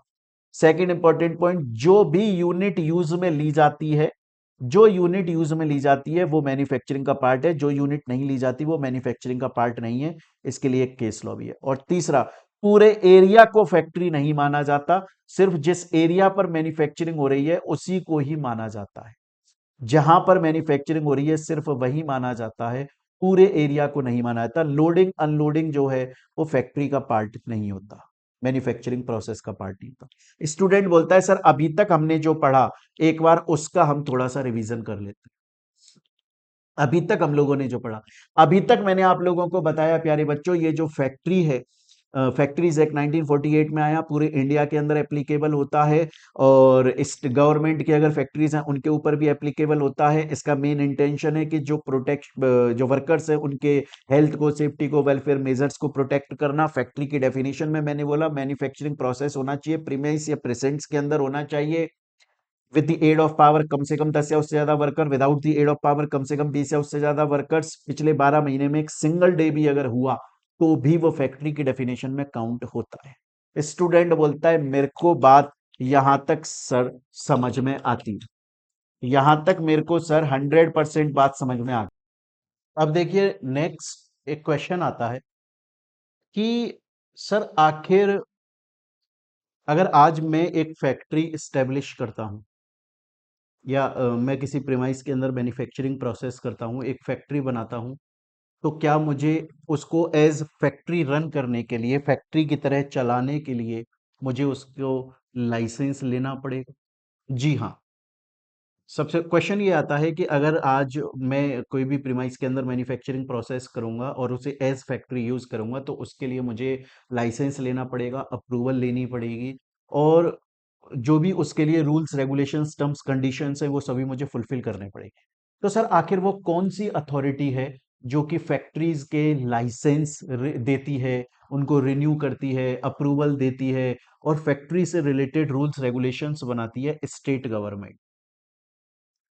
स्टेट गवर्नमेंट के पास में पावर है कि वो रूल्स बनाती है कि अगर कोई भी पर्सन अपनी प्रेमाइस के अंदर मैन्युफैक्चरिंग प्रोसेस कर रहा है और उसे एज फैक्ट्री यूज कर रहा है तो उसे किस तरह से लाइसेंस लेना पड़ेगा, किस तरह से अप्रूवल्स लेनी पड़ेंगी, कौन कौन सी अप्रूवल्स लेनी पड़ेंगी, वो सब चीजें। इवन अगर किसी फैक्ट्री को एक बार लाइसेंस दिया जा चुका है और मानकर चलो वो सही से काम नहीं कर रही है, सपोज करो एक एबीसी नाम कि मेरी कंपनी है जिसमें मैन्युफैक्चरिंग प्रोसेस होता है, फैक्ट्री की कंडीशन में वो फॉल हो रही है, और उसको लाइसेंस मिल चुका है, स्टेट गवर्नमेंट ने लाइसेंस दे दिया है फैक्ट्री की तरह काम करने का, लेकिन अब हम सही तरीके से वहां पर काम नहीं कर रहे हैं, तो स्टेट गवर्नमेंट के पास में पावर है, वो अपने लाइसेंस को विड्रॉ कर सकती है, डी रजिस्टर कर सकती है, ये भी स्टेट गवर्नमेंट के पास में पावर होती है। तो स्टूडेंट बोलता है सर मेरे को यहाँ तक समझ में आ गया कि फैक्ट्री क्या है, फैक्ट्री की डेफिनेशन समझ में आ गई, फैक्ट्रीज एक्ट के ऑब्जेक्टिव समझ में आ गई, लेकिन अब मेरा एक क्वेश्चन आ जाता है। मैंने बोला बताओ क्या क्वेश्चन है? बोला सर आप बोल रहे हो कि हम उसी प्रेमाइस को, उसी प्रेसेंट्स को फैक्ट्री बोलते हैं जहां पर मैन्युफैक्चरिंग प्रोसेस होता है, मैन्युफैक्चरिंग प्रोसेस होता है, मैन्युफैक्चरिंग प्रोसेस होता है। सर आखिर मैन्युफैक्चरिंग प्रोसेस का मीनिंग क्या है, मैन्युफैक्चरिंग प्रोसेस की डेफिनेशन क्या है? एक बार हम आगे बढ़ने से पहले कुछ इंपॉर्टेंट डेफिनेशंस यहां पर पढ़ लेते हैं। और ये जो भी मैं अभी आपको ये डेफिनेशंस एंड ऑल दैट पढ़ा रहा हूँ, ये मोस्ट इंपॉर्टेंट पार्ट, आप ये लगा लो कि ये मोस्ट इंपॉर्टेंट पार्ट चल रहा है आपके चैप्टर का, एग्जाम के अंदर क्वेश्चन आता है इनमें से। अब हम बात करेंगे आखिर किस किस को मैन्युफैक्चरिंग माना जाता है, किस किस एक्टिविटी को, किस किस प्रोसेस को मैन्युफैक्चरिंग में कंसीडर किया जाता है एज पर फैक्ट्रीज एक्ट, और इसकी डेफिनेशन है, मैन्युफैक्चरिंग प्रोसेस की जो डेफिनेशन का सेक्शन है वो है सेक्शन 2 के, आपको याद रखना है। अब बड़े ध्यान से देखिएगा बच्चा, अगर किसी प्रोडक्ट को, किसी भी आर्टिकल को अगर बनाते हो, मेकिंग, तो ऑब्वियस बात है वो मैन्युफैक्चरिंग है। अगर बने हुए आइटम में कुछ भी चेंज कर रहे हो, ऑल्टर कर रहे हो, उसे भी मैन्युफैक्चरिंग माना जाता है। अगर उसकी रिपेयरिंग कर रहे हो, उसे भी मैन्युफैक्चरिंग माना जाता है। अगर ऑर्नामेंटिंग कर रहे हो, ऑर्नामेंटिंग का मतलब क्या है कि प्रोडक्ट बना हुआ है, अब उस पर कुछ डेकोरेशन कर रहे हो, पत्थर वत्थर छोटे छोटे वो डेकोरेटिव चीजें लगा के ऑर्नामेंटिंग कर रहे हैं, हर उस चीज को मैन्युफैक्चरिंग माना जाता है जिससे उस प्रोडक्ट का एक क्राइटेरिया चेंज हो जाता है, वो दिखने में अलग हो जाता है, या उसका यूज अलग हो जाता है, या उसकी कैरेक्टरिस्टिक्स अगर उसमें चेंज आ रहा है तो वो मैन्युफैक्चरिंग है। जैसे अभी तक प्रोडक्ट काम नहीं कर रहा था, रिपेयर कर दिया, मैन्युफैक्चरिंग माना जाएगा। जैसे मानकर चलो कि प्रोडक्ट को आपने पैक कर दिया, तो उसे पैकिंग को भी मैन्युफैक्चरिंग माना जाता है। अगर रॉ मटेरियल को फिनिश गुड्स में कन्वर्ट कर दिया, उसको भी, या फिनिशिंग कर दी उसके ऊपर, उसको भी मैन्युफैक्चरिंग माना जाता है। अगर किसी चीज की वॉशिंग करी जा रही है, तो अभी तक वो गंदा था, अब उसको आपने साफ कर दिया, वो भी मैन्युफैक्चरिंग का पार्ट होता है। क्लीनिंग कर दी, वो भी मैन्युफैक्चरिंग। सर ऐसा क्यों? ऐसा इसलिए, आप सपोज करिए आज, आज एक मशीन है, आज एक मशीन है, और वो मशीन के थ्रू हम प्रोडक्ट्स को मैन्युफैक्चर करते हैं। अब वो मशीन में मानकर चलो डस्ट जमा हो गई, मानकर चलो उस मशीन के अंदर डल्ट गंदगी आ गई, जिसकी वजह से वो रुक रुक के चल रही है, या उतनी स्पीड से नहीं चल रही है, उतनी इफेक्टिवली नहीं चल रही है। और वो मशीन मेन मैन्युफैक्चरिंग के अंदर काम आती है, प्रोडक्ट्स को मैन्युफैक्चर करने में। अब एक वर्कर है, और वो क्या कर रहा है, वो उस मशीन को चला नहीं रहा है, उस मैन्युफैक्चरिंग मशीन को ऑपरेट नहीं कर रहा है, बल्कि उस मशीन को साफ कर रहा है। उस मशीन को क्या कर रहा है, वो साफ कर रहा है, उसकी क्लीनिंग कर रहा है। अब उसको साफ करने से क्या होगा, उसकी एफिशिएंसी बढ़ जाएगी, उसकी स्पीड बढ़ जाएगी। अब वो 1 घंटे में ज्यादा प्रोडक्ट्स को मैन्युफैक्चर करेगी। ये भी मैन्युफैक्चरिंग, ये क्लीनिंग जो है, ये भी मैन्युफैक्चरिंग। मतलब अगर कोई पर्सन डायरेक्टली मैन्युफैक्चरिंग एक्टिविटी के अंदर इन्वॉल्व नहीं है, लेकिन ऐसी एक्टिविटी कर रहा है जिससे मैन्युफैक्चरिंग में फायदा हो रहा है, वो भी मैन्युफैक्चरिंग का पार्ट माना जाता है। इसीलिए बोला गया है, चाहे से किसी चीज को डिमोलिश कर रहे हो, अगर उसको डिमोलिश कर रहे हो फिर नया बनाओगे, वो भी मैन्युफैक्चरिंग हो जाता है ना। मतलब अगर आप चाहे पैकिंग कर रहे हो, चाहे ब्रांडिंग कर रहे हो, चाहे से आप क्लीनिंग कर रहे हो, चाहे से वॉशिंग कर रहे हो, चाहे से बना रहे हो, चाहे से रिपेयरिंग कर रहे हो, चाहे से ऑर्नामेंटिंग कर रहे हो, कुछ भी काम कर रहे हो जिसकी वजह से वो जो मैन्युफैक्चर्ड प्रोडक्ट है उसको यूज किया जा रहा है, या उसको बेच बेच सकते हैं, प्रोडक्ट को मैन्युफैक्चर करके हम बेच सकते हैं, ट्रांसपोर्ट कर सकते हैं, डिलीवरी दे सकते हैं उसकी, एट द एंड वो मैन्युफैक्चरिंग के अंदर कहीं ना कहीं सपोर्ट कर रहा है, वो सब कुछ मैन्युफैक्चरिंग का पार्ट। उसके अलावा अगर पंपिंग ऑपरेशंस की बात करें, ये तो हमने बात करी उन प्रोडक्ट से रिलेटेड। अब पंपिंग, पंपिंग में क्या होता है, आप जमीन के अंदर खुदाई करके और पंप की मदद से या तो पानी निकाल रहे हो, होता है ना, बहुत सारी जगह पे पानी निकाल दिया जाता है, या फिर बहुत सारी जगह पे ऑयल निकाल दिया जाता है, या बहुत बार सीवेज जो है उसको, सीवेज की लाइन डालने के लिए आप पंपिंग करते हो, और वहां से फिर वो लाइनें डाल देते हो, कोई कचरा फंसा हुआ है तो उसे बाहर निकाल देते हो, वो भी मैन्युफैक्चरिंग का पार्ट है। पावर रिलेटेड एक्टिविटीज, पावर का मतलब है इलेक्ट्रिसिटी की, अगर आप कंपनी के अंदर इलेक्ट्रिसिटी को जनरेट करके और उसे मैन्युफैक्चरिंग प्रोसेस में इन्वॉल्व कर रहे हो, तो वो भी, या इलेक्ट्रिसिटी को ट्रांसमिट कर रहे हो, ट्रांसफॉर्म एक जगह से दूसरी जगह पे इलेक्ट्रिसिटी को सप्लाई किया जा रहा है, वो भी मैन्युफैक्चरिंग का पार्ट माना जाता है। इसके अलावा प्रिंटिंग, मैंने आपको बताया, जैसे बुक्स की या किसी चीज की प्रिंटिंग करी जा रही है, उनकी ब्रांडिंग करी जा रही है, उनकी पैकिंग करी जा रही है, वो भी मैन्युफैक्चरिंग का पार्ट है। शिप या वेसल से रिलेटेड, कि अगर आप शिप को, पानी के जहाज को बना रहे हो, या उसकी रिपेयरिंग कर रहे हो, या रीफिटिंग कर रहे हो, या फिनिशिंग कर रहे हो, या उसको तोड़ के नया बना रहे हो, वो सब कुछ मैन्युफैक्चरिंग का पार्ट है। इसके अलावा कोल्ड स्टोरेज होते हैं ना, आप देखिए, आप जहां पर रहते होंगे वहां पर कुछ ऐसी बिल्डिंग्स होंगी जो बड़े बड़े कोल्ड स्टोरेज हैं, कि अगर आपने बहुत सारी चीजें प्रोड्यूस करी, और मान लो वो पेरिशेबल गुड्स हैं, बहुत जल्दी खराब हो जाएंगी, तो आप उस पर्सन के कोल्ड स्टोरेज में जाके उसको रख देते हो, वो भी मैन्युफैक्चरिंग का पार्ट है। क्यों? क्योंकि उस प्रोडक्ट को वो एक लंबे टाइम तक संभाल के रख रहा है, और आगे वो सेल किया जा सकता है प्रोडक्ट। कोल्ड स्टोरेज में प्रिजर्व, ये पेरिशेबल गुड्स के लिए होते हैं, आलू पालू और ये सब चीजें जो खाने वाने की होती है ना, इनको लंबे टाइम तक प्रिजर्व करने के लिए कोल्ड स्टोरेज में जाके हम रख देते हैं, ताकि वो ठंडा रहे और फ्रेश रहे, खराब ना हो जाए, सड़ ना जाए। मैन्युफैक्चरिंग का पार्ट है, एट द एंड प्रोडक्ट को बेचने में हेल्प कर रहा है। तो देखो यहाँ पर मैंने एक चार्ट बनाया हुआ है आपको मैन्युफैक्चरिंग प्रोसेस के लिए, कि आर्टिकल या सब्सटेंस से रिलेटेड क्या था, बना रहे हो, मेकिंग, वॉशिंग, क्लीनिंग, रिपेयरिंग, ऑर्नामेंटिंग। फिर उसके अलावा पंपिंग ऑपरेशन में आ गया, पंप से, पंप की मदद से क्या निकाल रहे हो जमीन से, या तो तेल निकाल रहे हो, या पानी निकाल रहे हो, या सीवेज फैसिलिटी दे रहे हो। देन उसके बाद में इलेक्ट्रिसिटी को जनरेट कर रहे हो, एक जगह से दूसरी जगह ट्रांसमिट कर रहे हो।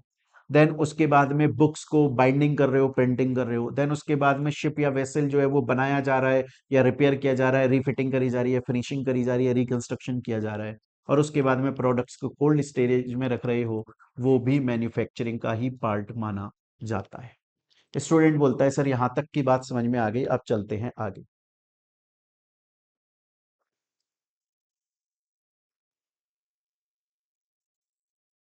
अब चलते हैं बच्चों हम लोग आगे।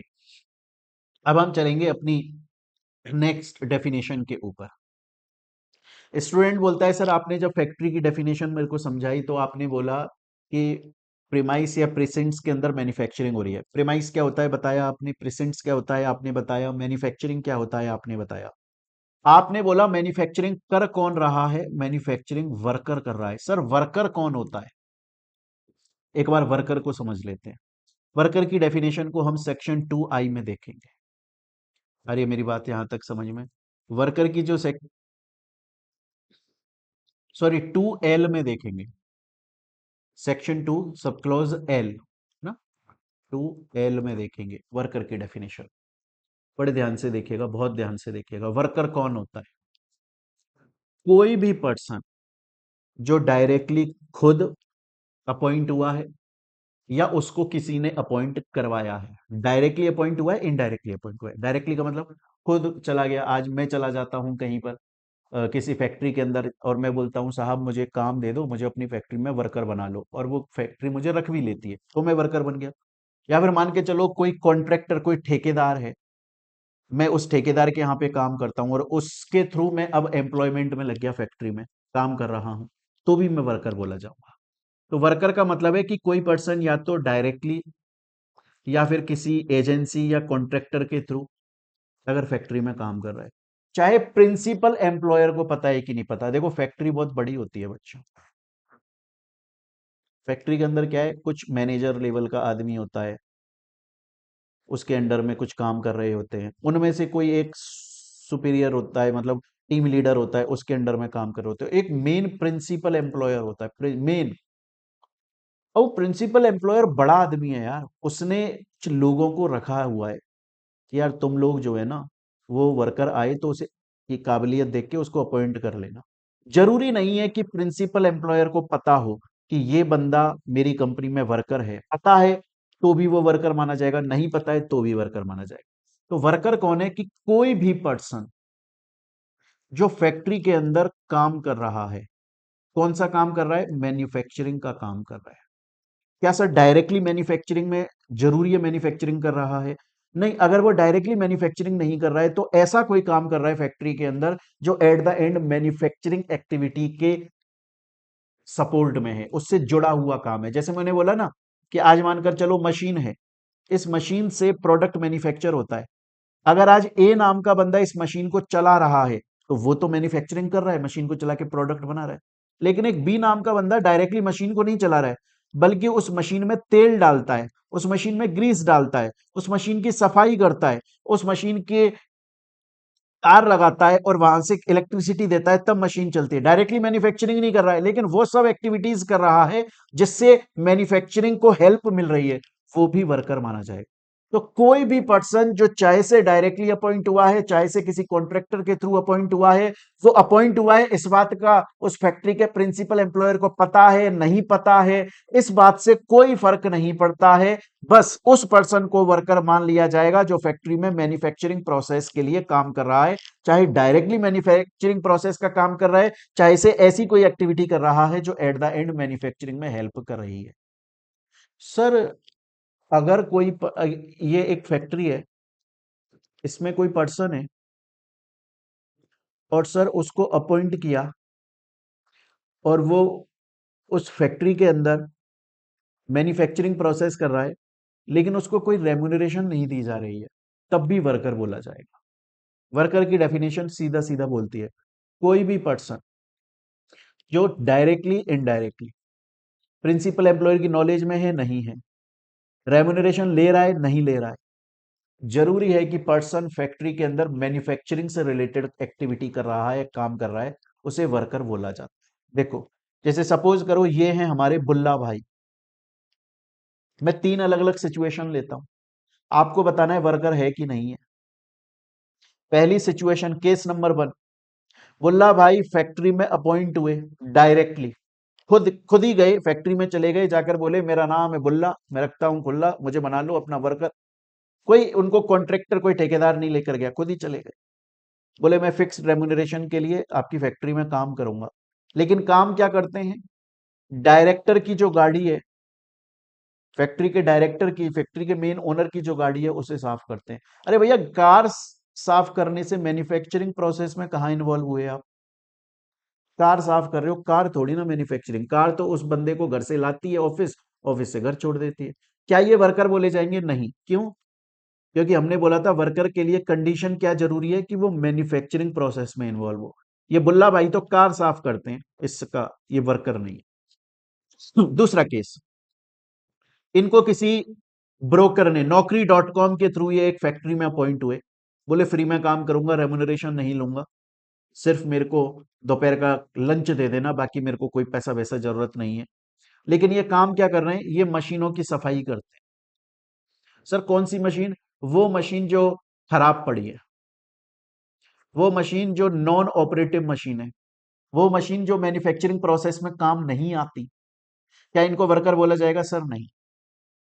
क्योंकि वर्कर के लिए जरूरी है कि चाहे वो डायरेक्टली अपॉइंट हो, चाहे वो इनडायरेक्टली अपॉइंट हो, चाहे वो रेमुनरेशन के लिए अपॉइंट हो, चाहे से नहीं फ्री में काम कर रहा है, चाहे से प्रिंसिपल एम्प्लॉयर को पता है नहीं पता है, सबसे मेजर इंपॉर्टेंट बात है वो मैन्युफैक्चरिंग प्रोसेस में इन्वॉल्व होना चाहिए। ये भैया मैन्युफैक्चरिंग में इन्वॉल्व नहीं है, ये उन मशीनों को साफ करते हैं जो मशीन मैन्युफैक्चरिंग में काम ही नहीं आती। अच्छा, तीसरी सिचुएशन, बुल्ला भाई डायरेक्टली अपॉइंट हुए, कोई रेमुनरेशन नहीं लेते हैं, लेकिन इनका काम क्या है? वो मशीन जिनसे मैन्युफैक्चरिंग करी जाती है उनमें ऑयलिंग डालने का काम करते हैं, ग्रीस डालने का काम करते हैं, ताकि वो मैन्युफैक्चरिंग मशीन बहुत ही स्मूथली चले। हाँ, इनको वर्कर बोला जाएगा, क्योंकि ये डायरेक्टली भले ही से मैन्युफैक्चरिंग प्रोसेस में इन्वॉल्व नहीं है, लेकिन ये मैन्युफैक्चरिंग प्रोसेस को फायदा पहुंचा रहे हैं, उसकी इंसिडेंटल, उनकी उसकी सपोर्टिव एक्टिविटी के अंदर ये इन्वॉल्व है। स्टूडेंट बोलता है सर मेरे को समझ में आ गया फैक्ट्री क्या होती है, मेरे को समझ में आ गया फैक्ट्रीज एक्ट क्या होता है, मेरे को समझ में आ गया ये क्यों आया था, मेरे को मैन्युफैक्चरिंग प्रोसेस समझ में आ गया, फैक्ट्री की डेफिनेशन समझ में आ गई, मेरे को वर्कर की डेफिनेशन समझ में आ गई। लेकिन सर अब मेरा एक क्वेश्चन है, लेकिन सर अब मेरा एक क्वेश्चन है। मैंने कहा बोलो। बोला सर सपोज करो ये एक फैक्ट्री है सर, जो जहां पर डिफेंस आइटम्स की मैन्युफैक्चरिंग होती है, देश के ये ड्रोन बनाए जाते हैं। जैसे आपने मूवी देखी होगी ना, एक उरी मूवी आई थी, उरी, विक्की कौशल की।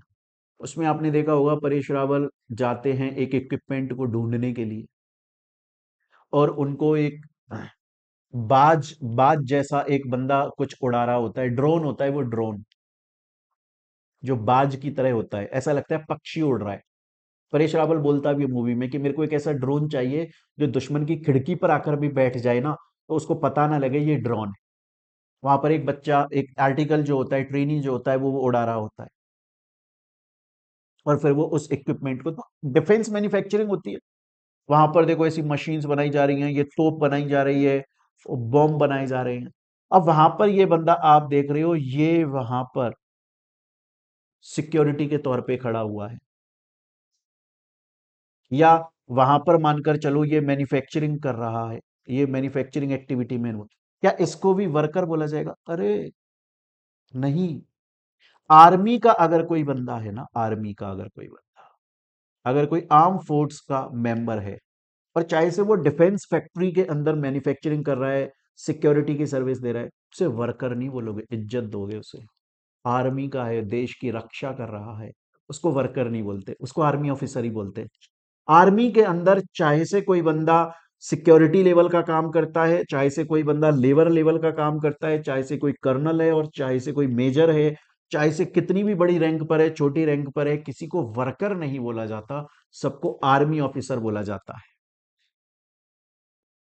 तो देखिए, अभी तक हम लोगों ने ये देख लिया फैक्ट्री क्या है, फैक्ट्रीज एक्ट क्या है, हम लोगों ने मैन्युफैक्चरिंग प्रोसेस की डेफिनेशन पढ़ ली, हम लोगों ने वर्कर की डेफिनेशन पढ़ ली। अब एक क्वेश्चन बताइएगा बच्चों, आप लोग, ये जो फैक्ट्रीज एक्ट आया, ये वर्कर्स की हेल्थ को वर्कर्स की सेफ्टी को प्रोटेक्ट करने के लिए आया। ऐसा क्यों? सर क्योंकि वर्कर फैक्ट्री के अंदर हैजार्डस प्रोसेस में काम करता है वो। आखिर ये हैजार्डस प्रोसेस क्या है? हैजार्डस प्रोसेस का मीनिंग क्या होता है, जिसकी वजह से ये फैक्ट्रीज एक्ट आया, जो कि बोलता है कि जो वर्कर्स हैं वो फैक्ट्री के अंदर हैजार्डस मैन्युफैक्चरिंग प्रोसेस के अंदर इन्वॉल्व हैं, उनकी हेल्थ उनकी सेफ्टी का ध्यान रखना है। आखिर इस हैजार्डस प्रोसेस का मीनिंग क्या होता है? देखिएगा प्यारे बच्चों, हैजार्डस प्रोसेस का आखिर मतलब क्या है? कोई भी ऐसा प्रोसेस या कोई भी ऐसी एक्टिविटी जो कि शेड्यूल 1 के अंदर गवर्नमेंट ने स्पेसिफाई करी है। गवर्नमेंट ने शेड्यूल 1 के अंदर लिखा हुआ है कि फलाना प्रोसेस हैजार्डस प्रोसेस है, फलाना प्रोसेस हैजार्डस प्रोसेस नहीं है। कोई भी ऐसा प्रोसेस, कोई भी ऐसी एक्टिविटी जिसको गवर्नमेंट ने शेड्यूल 1 के अंदर स्पेसिफाई किया हुआ है, वो बोलते हैं कि चाहे से आपने फैक्ट्री के अंदर रॉ मटेरियल यूज किया, चाहे से आपने कोई इंटरमीडिएट प्रोडक्ट बनाया जो अभी फाइनल प्रोडक्ट नहीं है, इंटरमीडिएट, या आपने फाइनल प्रोडक्ट बनाया, या आपने कोई बाय प्रोडक्ट बनाया। बाय प्रोडक्ट का मतलब होता है जो, जैसे आप फर्नीचर का काम कर रहे हो तो उसमें से जो बुरादा निकल जाता है वो उसका बाय प्रोडक्ट होता है। कि आप फैक्ट्री के अंदर अगर कोई भी एक्टिविटी या कोई भी प्रोसेस कर रहे हो, रॉ मटेरियल से रिलेटेड कर रहे हो, या इंटरमीडिएट प्रोडक्ट या फाइनल प्रोडक्ट, या इंटरमीडिएट से फाइनल बनाने में जो बाय प्रोडक्ट निकल कर आया, आप फैक्ट्री के अंदर अगर किसी भी प्रोडक्ट से रिलेटेड कोई भी मैन्युफैक्चरिंग काम कर रहे हो, कोई भी मैन्युफैक्चरिंग काम कर रहे हो, लेकिन लेकिन आपने कंपनी के अंदर स्पेशल केयर नहीं ली, आपने स्पेशल केयर नहीं ली, जिसकी वजह से, जिसका रिजल्ट क्या निकला, जिसका रिजल्ट ये निकला, या तो वर्कर्स की हेल्थ इंपेयरमेंट हो गई, उनको कोई डिजीज हो गई, उनको, ज्यादातर लोगों को बीमारियां हो जाती, कैसी बीमारी हो जाती है? आप स्किन डिसऑर्डर हो जाता है, लोगों की जो खाल है वो काली पड़ जाती है, खुजली की बीमारी हो जाती है, अस्थमा हो जाती है, नॉस्ट्रिल्स में दिक्कत हो जाती है। हैजार्डस प्रोसेस का मतलब है कि कोई भी ऐसा प्रोसेस, कोई भी ऐसी एक्टिविटी जिसको करने के लिए स्पेशल केयर नहीं ली गई, नहीं ली गई, स्पेशल केयर नहीं ली गई। अगर स्पेशल केयर ली गई, किस तरह की स्पेशल केयर? इस तरह की स्पेशल केयर कि भैया जो वेस्ट प्रोडक्ट है उसको सही तरीके से डिस्पोज ऑफ किया जा रहा है, वेस्ट मैनेजमेंट किया जा रहा है, कि प्लास्टिक है तो उसे यहां पर डाल दोगे, अगर इलेक्ट्रॉनिक वेस्ट है तो यहां पर, अगर किया जा रहा है तो वो हैजार्डस प्रोसेस नहीं। अब फैक्ट्री के अंदर जो भी कचरा है उस कचरे को इकट्ठा करके, और ऐसा नहीं है कि उस कचरे को बाहर ही पटका जा रहा है, बाहर ही पटक दिया जा रहा है, उससे नेचर खराब हो रहा है। तो स्पेशल केयर, अगर फैक्ट्री के अंदर कोई भी एक्टिविटी की जा रही है और स्पेशल केयर नहीं ली जा रही है, जिसकी वजह से या तो वर्कर की हेल्थ खराब हो रही है या फिर हमारा एनवायरमेंट, वातावरण खराब हो रहा है। आप देखिए बहुत बार क्या होता है, ये फैक्ट्री होती है, फैक्ट्री में कुछ वेस्ट हुआ, उस वेस्ट को फैक्ट्री के बाहर जो नाला जा रहा है उस नाले में पटक दिया जाता है। अब वो जो प्लास्टिक या जो कचरा है वो नाले में बहता बहता नदियों में मिल जाता है, नदियों में मिल जाता है, वहां से एनवायरनमेंट खराब होना स्टार्ट होता है। नदियों के अंदर जो जीव रह रहे हैं वो खाते हैं उसको, वो मर जाते हैं। ऐसा नहीं होना चाहिए। प्रॉपर जो भी कचरा कंपनी के अंदर, फैक्ट्री के अंदर है, उसको इकट्ठा किया जा रहा है और फिर उसको गाड़ियों में, ट्रकों में ले जाकर गवर्नमेंट ने जो एक डॉकयार्ड बनाया हुआ है वहां पे पटका जा रहा है। तो हैजार्डस प्रोसेस का मतलब होता है ऐसी कोई भी एक्टिविटी या ऐसा कोई भी प्रोसेस, चाहे से वो रॉ मटेरियल प्रोडक्शन में काम आ रहा है, किया जा रहा है, या फिर वो intermediate product, final product, by product, ऐसी कोई भी एक्टिविटी जिसके लिए स्पेशल केयर नहीं ली गई है, जिसके लिए ध्यान नहीं लगाया गया है, और उसका रिजल्ट ये निकल रहा है या तो वर्कर्स की हेल्थ खराब हो रही है या फिर एनवायरमेंट खराब हो रहा है। सर अगर किसी फैक्ट्री के अंदर मान लो कोई ऐसा प्रोसेस हो रहा है, मान लीजिए किसी फैक्ट्री के अंदर कोई ऐसी एक्टिविटी या प्रोसेस हो रहा है जो कि शेड्यूल 1 के अंदर डिफाइंड है, और उसकी वजह से मान लीजिए कि वेस्ट जनरेट हो रहा है, लेकिन फैक्ट्री ने स्पेशल केयर ली हुई है, डेली वहां पर लोग आते हैं और ये जो डस्टबिन है जिनमें कचरा है उसको प्रॉपरली गाड़ी में डालते हैं और फिर वो गाड़ी जाती है कहीं पे जाके उस कचरे को खला देती है। ना तो उससे किसी वर्कर की हेल्थ पे कोई इंपैक्ट पड़ रहा है और ना ही बाहर एनवायरनमेंट खराब हो रहा है, ना ही हम नाले में डाल रहे हैं, ना ही गैसेस को ऐसे हवा में छोड़ रहे हैं, प्रॉपर डिस्पोज ऑफ किया जा रहा है। हाँ, तो वो हैजार्डस प्रोसेस में काउंट नहीं होगा। हैजार्डस प्रोसेस में तभी काउंट होगा जब स्पेशल केयर नहीं ली जा रही। स्टूडेंट बोलता है सर मेरे को समझ में आ गया, लेकिन सर ये तो आपने हमें यहाँ पर चार्ट की फॉर्म में और एग्जाम्पल की फॉर्म में समझा दिया, हमारे मॉड्यूल के अंदर कैसे लिखा है? मॉड्यूल के अंदर आपको इस तरीके से लिखा हुआ है। मैंने समझाने के लिए एक एक चीज को तोड़ तोड़ के आपको समझा दिया। यहां तक की बात मेरे ख्याल से प्यारे बच्चों आप लोगों को समझ में आ गई। तो यहां तक अभी तक हम लोगों ने इंपॉर्टेंट बातें पढ़ ली। फैक्ट्रीज एक्ट क्यों आया, किस ऑब्जेक्ट के साथ आया, फैक्ट्री की डेफिनेशन, उसके important notes, manufacturing process, hazards process और वर्कर की डेफिनेशन को हम लोगों ने यहां पर कब अच्छे से पढ़ लिया। अब हम चलेंगे आगे। अब क्वेश्चन ये आता है कि सर सपोज करिए अगर कोई फैक्ट्री है तो उस फैक्ट्री को लॉ के अंदर एज फैक्ट्री रजिस्टर होना चाहिए, गवर्नमेंट के पास उसकी इंफॉर्मेशन होनी चाहिए, और फैक्ट्री के ऊपर फैक्ट्रीज एक्ट के जितने भी रूल्स रेगुलेशंस एप्लीकेबल हो रहे हैं वो सब वो फुलफिल करे। ये जिम्मेदारी किसकी है? कौन है वो पर्सन जिसकी ये रेस्पॉन्सिबिलिटी है कि वो ये ध्यान रखेगा कि हमारी जो फैक्ट्री है वो फैक्ट्रीज एक्ट के सभी रूल्स रेगुलेशंस को फुलफिल कर रही है कि नहीं कर रही? इस बात का ध्यान कौन रखेगा? इस बात का ध्यान रखता है मेरे प्यारे बच्चों occupier of the factory. Exam में आपके बहुत बार क्वेश्चन आ जाता है कि हु इज रेस्पॉन्सिबल, जो जिसका ये मेन काम है कि फैक्ट्रीज एक्ट के जो प्रोविजंस है वो फुलफिल हो रहे हैं कि नहीं हो रहे। Occupier of the factory, factory का जो ऑक्यूपायर है उसकी मेन रेस्पॉन्सिबिलिटी बनती है इस बात को एंश्योर करने की कि भैया फैक्ट्री के ऊपर जितने भी फैक्ट्रीज एक्ट के रूल्स रेगुलेशंस टर्म्स कंडीशंस कानून नियम शर्तें एप्लीकेबल हो रही हैं वो सभी टाइम पर फुलफिल होती है कि नहीं होती।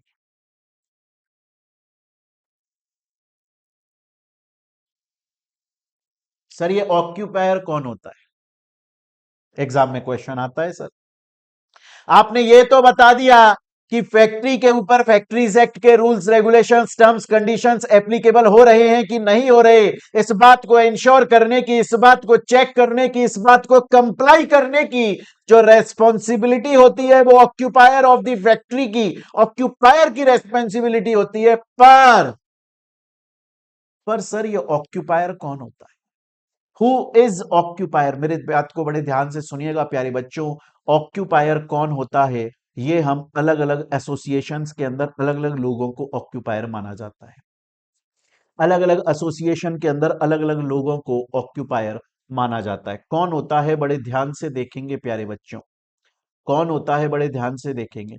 अगर मैं बात करूं फर्म की, जैसे पार्टनरशिप फर्म हो गया आपका, या फिर आपकी लिमिटेड लाइबिलिटी पार्टनरशिप हो गई, या फिर कोई एसोसिएशन ऑफ इंडिविजुअल्स है, तो उसके अंदर अंडरलाइन कर लीजिएगा एनी वन। इसके ऊपर एमसीक्यू आ चुका है, एमसीक्यू आ चुका है कि एक फर्म है उसके अंदर 5 पार्टनर हैं और उसमें से 2 पार्टनर्स को ऑक्यूपायर बनाया। गलत, ऑक्यूपायर सिर्फ एक बंदा हो सकता है, एनी वन, एनी वन, सिर्फ एक बंदा। जितने भी आपके उस फर्म के अंदर पार्टनर्स हैं उनमें से कोई एक पार्टनर ऑक्यूपायर हो सकता है, या जो एसोसिएशन ऑफ इंडिविजुअल है वो जितने भी मेंबर्स हैं एओपी के, एओआई के, उनमें से कोई एक मेंबर जो है वो ऑक्यूपायर हो सकता है। कंपनी के केस में any one of the director, any one of the director. Sir अगर कोई ऐसी फैक्ट्री है जिसको सेंट्रल या स्टेट गवर्नमेंट ने बनाया है तो वो पर्सन जिसको सेंट्रल या स्टेट ने ऑक्यूपायर की तरह अपॉइंट किया है। तो सर ये तो बड़ा सिंपल है। फर्म के केस में या एसोसिएशन ऑफ इंडिविजुअल के केस में any one of the partner और मेंबर, कंपनी के केस में any one of the director, और ऐसी कोई फैक्ट्री जिसको गवर्नमेंट ने स्टैब्लिश किया है तो उस केस में सर आपका कौन हो गया? उस केस में आपका हो गया जो वो पर्सन जिसको गवर्नमेंट ने अपॉइंट किया है। लेकिन अब आती है मेन बात, सर शिप के केस में, वो शिप जो कि रिपेयर हो रहा है या जिसके ऊपर मेंटेनेंस का काम चल रहा है, भैया या तो ओनर ऑफ द शिप कौन कौन हो सकता है? या तो ओनर ऑफ द शिप हो सकता है, ऑक्यूपायर, या फिर अगर उसका रिपेयरिंग का काम चल रहा है तो कहां पे चल रहा होगा रिपेयरिंग का काम? शिप के रिपेयरिंग का काम चलता है ड्राई डॉक में।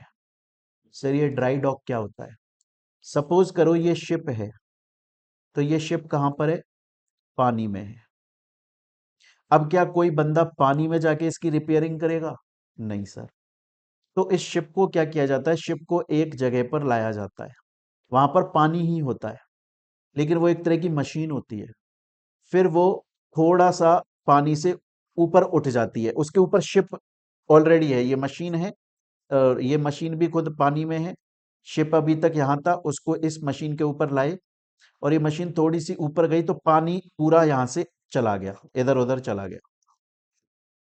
अब ये बन गया ड्राई डॉक, अब ये सूखा है क्योंकि पानी को इधर उधर लगा दिया गया है। अब बंदा यहां पे उतर के रिपेयरिंग कर सकता है। तो शिप के केस में ऑक्यूपायर कौन हो सकता है? शिप का ओनर ऑक्यूपायर हो सकता है, या उस डॉक का ओनर ऑक्यूपायर हो सकता है, या उनका कोई एजेंट है वो भी ऑक्यूपायर हो सकता है। किसी भी पर्सन को ऑक्यूपायर बनाया जा सकता है। याद रखने वाली बात यह है, ओनली वन, सिर्फ एक ही बंदा ऑक्यूपायर होता है, एक से ज्यादा लोग ऑक्यूपायर नहीं होते। स्टूडेंट बोलता है सर गॉट इट, समझ में आ गया, बहुत इजी है, बहुत इजी है। मेरे को समझ में आ गया सर आखिर ऑक्यूपायर कौन है, मेरे को समझ में आ गया सर आखिर ऑक्यूपायर कौन है। अब मेरा एक क्वेश्चन आता है प्यारे बच्चों आप लोगों से, अब मेरा एक क्वेश्चन आता है। अभी तक हमने जो इंट्रोडक्शन वाला पार्ट था और जो डेफिनेशंस थी वो पूरी की पूरी हम लोगों ने पढ़ ली है, पूरा आपका स्टडी मॉड्यूल फॉलो किया गया है, एक एक चीज बस उसको हमने एग्जाम्पल फॉर्म में और चार्ट की फॉर्म में अपनी बुक के अंदर दिया हुआ है ताकि वो इजिली समझ में आ जाए। क्लियर है? अब मुझे एक बात बताइए, अगर आज मैं एक फैक्ट्री ओपन करता हूं तो लॉ को, गवर्नमेंट को, इंस्पेक्टर को, चीफ इंस्पेक्टर को, इनको कैसे पता लगेगा कि मोहित बंसल ने फलाने प्लेस पे अपनी फैक्ट्री ओपन करी? क्या इनको रात में 2 बजे सपना आता है? नहीं। तो इसीलिए अब हम बात करने वाले हैं सेक्शन 7 की। हम बात ये करने वाले हैं कि जब भी ऑक्यूपायर कोई फैक्ट्री ओपन करता है, जब भी कोई ऑक्यूपायर अपनी फैक्ट्री ओपन करता है, तो जब वो फैक्ट्री को ओपन कर रहा है, जब वो फैक्ट्री को चालू कर रहा है, जब वो फैक्ट्री में काम करना स्टार्ट कर रहा है, उसके कम से कम 15 दिन पहले, एटलीस्ट 15 डेज बिफोर, वो राइटिंग में नोटिस देता है। कौन नोटिस दे रहा है? ऑक्यूपायर। किसको दे रहा है? नोटिस दे रहा है चीफ इंस्पेक्टर को। क्यों नोटिस दे रहा है? इंटीमेट करने के लिए। चीफ इंस्पेक्टर को वो बोल रहा है कि सुनिए साहब, फलाने प्लेस पे मैं अपनी फैक्ट्री सेटअप करने वाला हूं, जहां पर मैं ये मैन्युफैक्चरिंग काम करूंगा, इस नेचर का काम करूंगा, आप आकर चेक कर लो।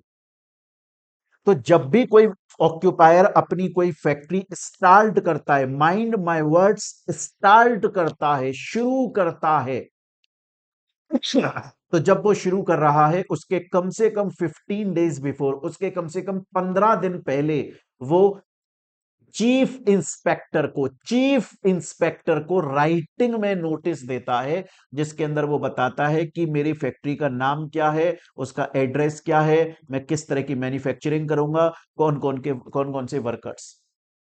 तो आपको ये याद रखना है, क्योंकि मैं यहां पर बात करने वाला हूं जो ऑक्यूपायर है ना प्यारे बच्चों, जो ऑक्यूपायर है ना, वो जो नोटिस देगा, वो दो टाइप के नोटिस देता है। वो दो टाइप के नोटिस देता है। एक तो नोटिस दे रहा है जब वो फैक्ट्री को स्टार्ट कर रहा है, तब वो नोटिस कितने दिन पहले दे रहा है? कम से कम 15 दिन पहले दे रहा है। और नोटिस किसको दे रहा है? नोटिस चीफ इंस्पेक्टर को दे रहा है।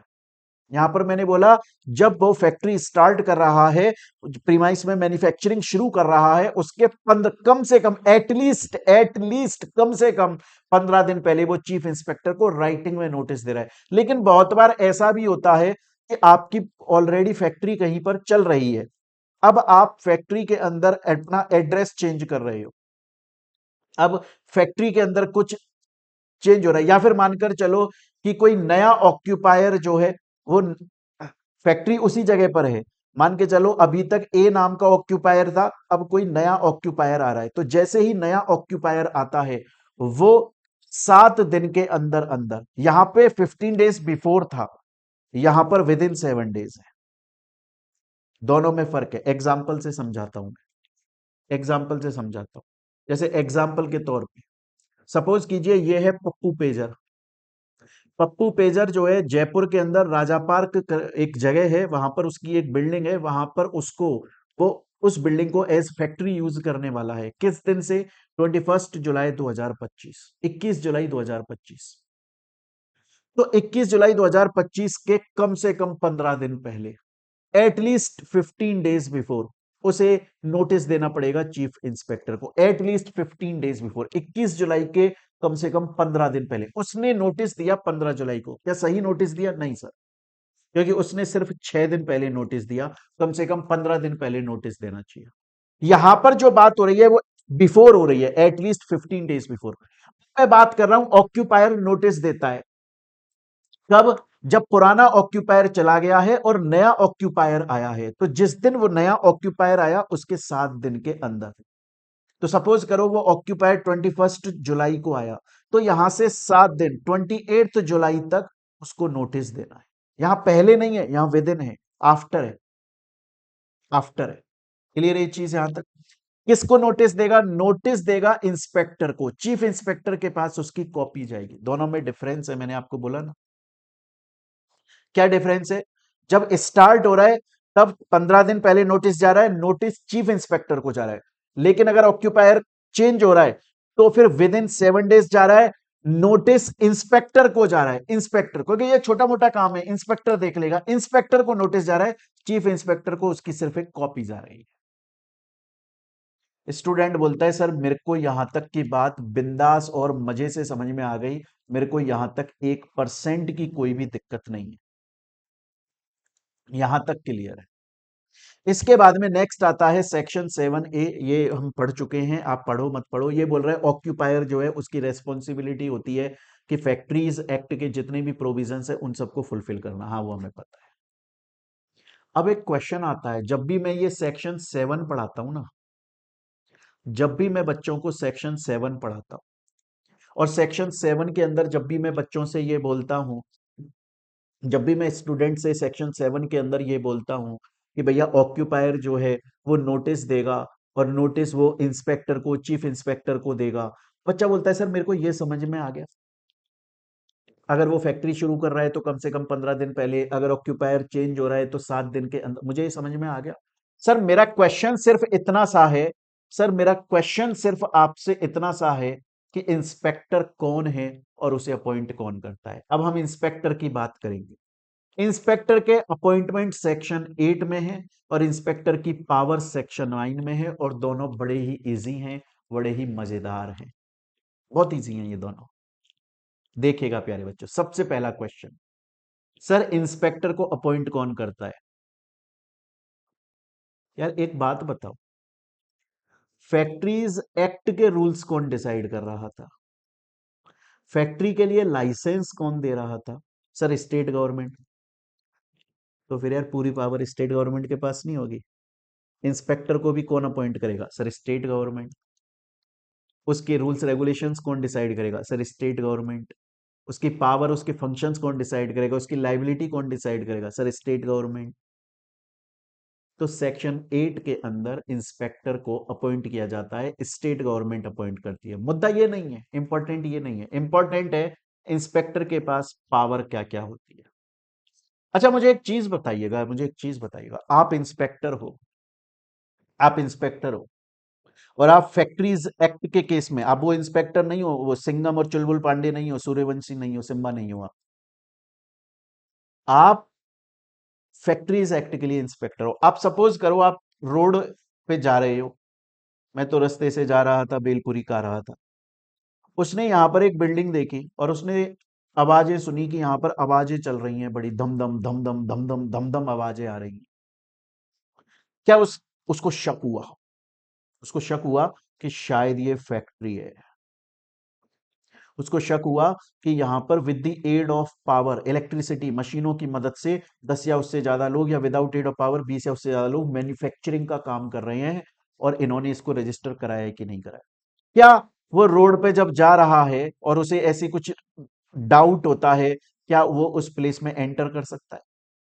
क्या वो उस प्लेस में आकर बोल सकता है कि सुनो भाई, मेरे को ऐसा लगता है ये तुम्हारी फैक्ट्री है, यहाँ पर काम क्या चल रहा है, मेरे को चेक कराओ यहाँ पर क्या काम चल रहा है। अबे मैन्युफैक्चरिंग प्रोसेस चल रहा है, तुमने इसको एज फैक्ट्री रजिस्टर क्यों नहीं कराया भाई?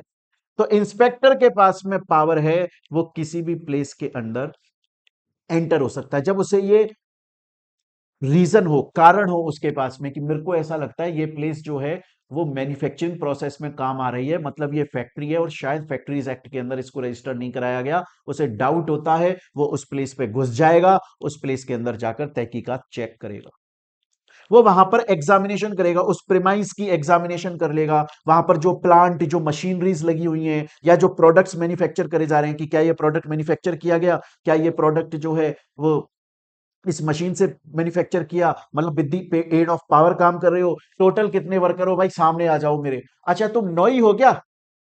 इससे 9 से ज्यादा नहीं हो, तो चलो फिर तुम्हें फैक्ट्री की डेफिनेशन में नहीं डालेंगे।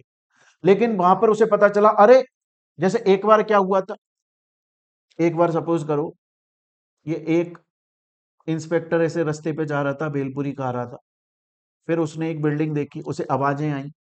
अब बिल्डिंग में एक ये कमरा है, फिर एक ये कमरा है, और पीछे एक छोटा सा ऐसे एकदम गुप्त कमरा है।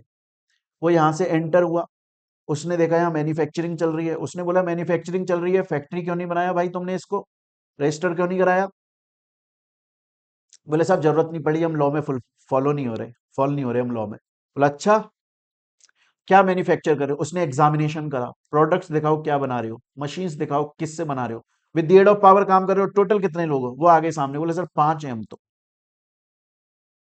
बोला 5 तो तुम इस कमरे में हो ना, यहाँ भी तो हो रहा है काम, यहाँ पे कितने लोग हैं? वहां पर उसमें अंदर गया, उसमें 4 लोग काम कर रहे थे। बोला सर अब भी आप टोटल देखोगे तो हम तो 9 लोग हैं, with the aid of power कम से कम 10 या उससे ज्यादा। बोले, फिर उसे आवाजें सुनाई दी कि एक कोई गुप्त कमरा हो रहा है, वहां गया तो 2 और मिल गए। बोले तुम तो यार टोटल 11 लोग हो, तुम्हें तो फैक्ट्री के अंदर रजिस्टर होना पड़ेगा। इसका मतलब उसके पास में पावर है, वो किसी भी, अगर उसे रीजन लगता है कि शायद ये फैक्ट्री है, यहाँ मैन्युफैक्चरिंग काम चल रहा है, वो एग्जामिनेशन कर सकता है और चेक कर सकता है फैक्ट्री है कि नहीं। अच्छा बहुत बार ऐसा होता है, बहुत बार ऐसा होता है, सपोज करो कोई फैक्ट्री है, वहां पे काम चल रहा था और वहां पे कोई एक्सीडेंट हो गया। अब खबर पहुंची इंस्पेक्टर के पास में कि फलानी फैक्ट्री के अंदर जो है वो एक एक्सीडेंट हो गया, कुछ हो गया वहां पे हादसा, और वर्कर्स जो है वो उनके दिक्कत हो गई है, हाथ पैर जल गए हैं, कट गए हैं, कुछ तो समथिंग हो गया है।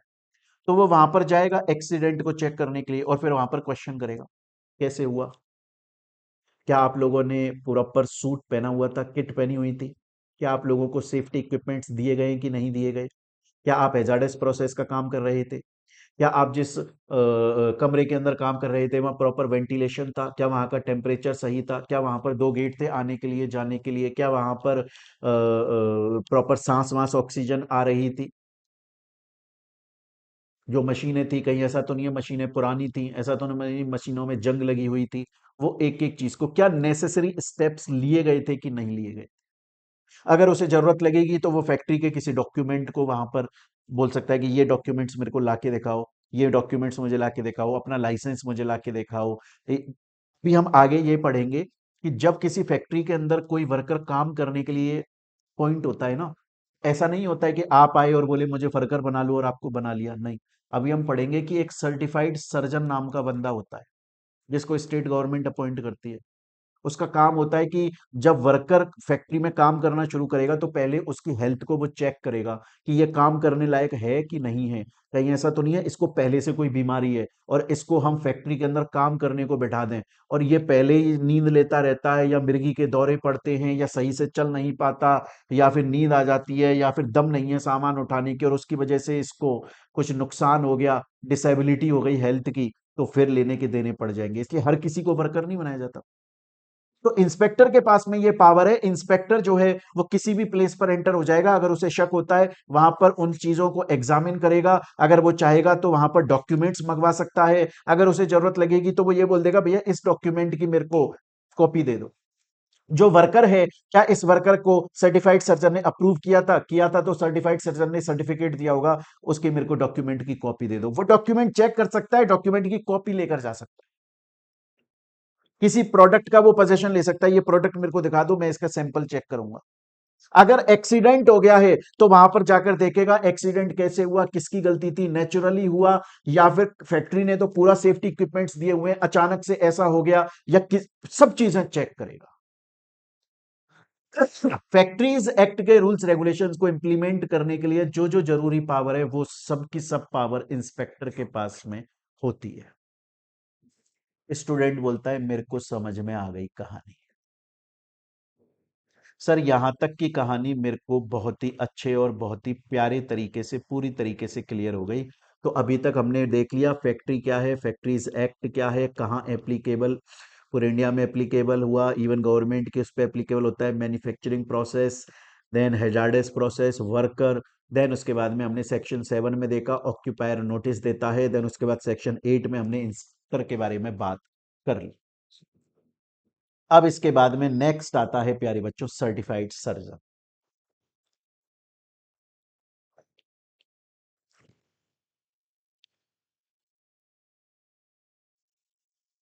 अब इसके बाद में नेक्स्ट आता है प्यारे बच्चों सर्टिफाइड सर्जन।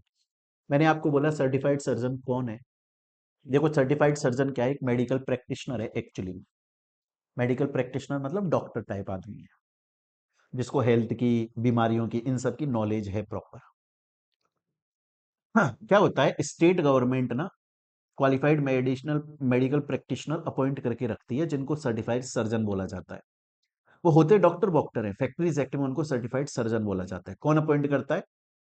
State government. जैसे एग्जांपल के तौर पे सपोज करो, आज ये मेरी फैक्ट्री है, सपोज करो कोई एक ए नाम का बंदा आया, बोला मेरे को वर्कर बनने का है, कुछ लोग आए वर्कर बनने का है, तो मैं उनसे बोलूंगा कि यार आप ऐसे मेरी कंपनी में डायरेक्टली वर्कर, फैक्ट्री में वर्कर नहीं बन सकते। हाँ, स्टेट गवर्नमेंट ने फलाने बंदे को हमारा सर्टिफाइड सर्जन नियुक्त अपॉइंट किया हुआ है, आप उनके पास में जाओ, वो आपका प्रॉपर चेकअप करेंगे, कुछ चीज़ें हैं, वो उन चीज़ों को चेक करेंगे और अगर वो सेटिस्फाई होंगे तो फिर वो आपको सर्टिफिकेट दे देंगे कि जी हाँ ये एज वर्कर काम करने के लिए कैपेबल है, और तब जाकर हमें आपको अपनी फैक्ट्री में वर्कर की तरह काम करवाएंगे, अदरवाइज नहीं करवाएंगे। तो क्वेश्चन अब ये आ गया कि सर इसको अपॉइंट किसने किया? तो सेक्शन 10 में स्टेट गवर्नमेंट ने किया। अब बड़ी बात ये आती है कि आखिर सर्टिफाइड सर्जन चेक क्या करता है। पहले मैं आपको एक लेमन लैंग्वेज में समझा देता हूँ, फिर मैं आपको मॉड्यूल की लैंग्वेज में पूरा ये पॉइंट्स जो हैं वो मैं पूरा समझाऊंगा। पहले मैं एक इजी लैंग्वेज में समझा देता हूँ आपको। क्या चेक करेगा?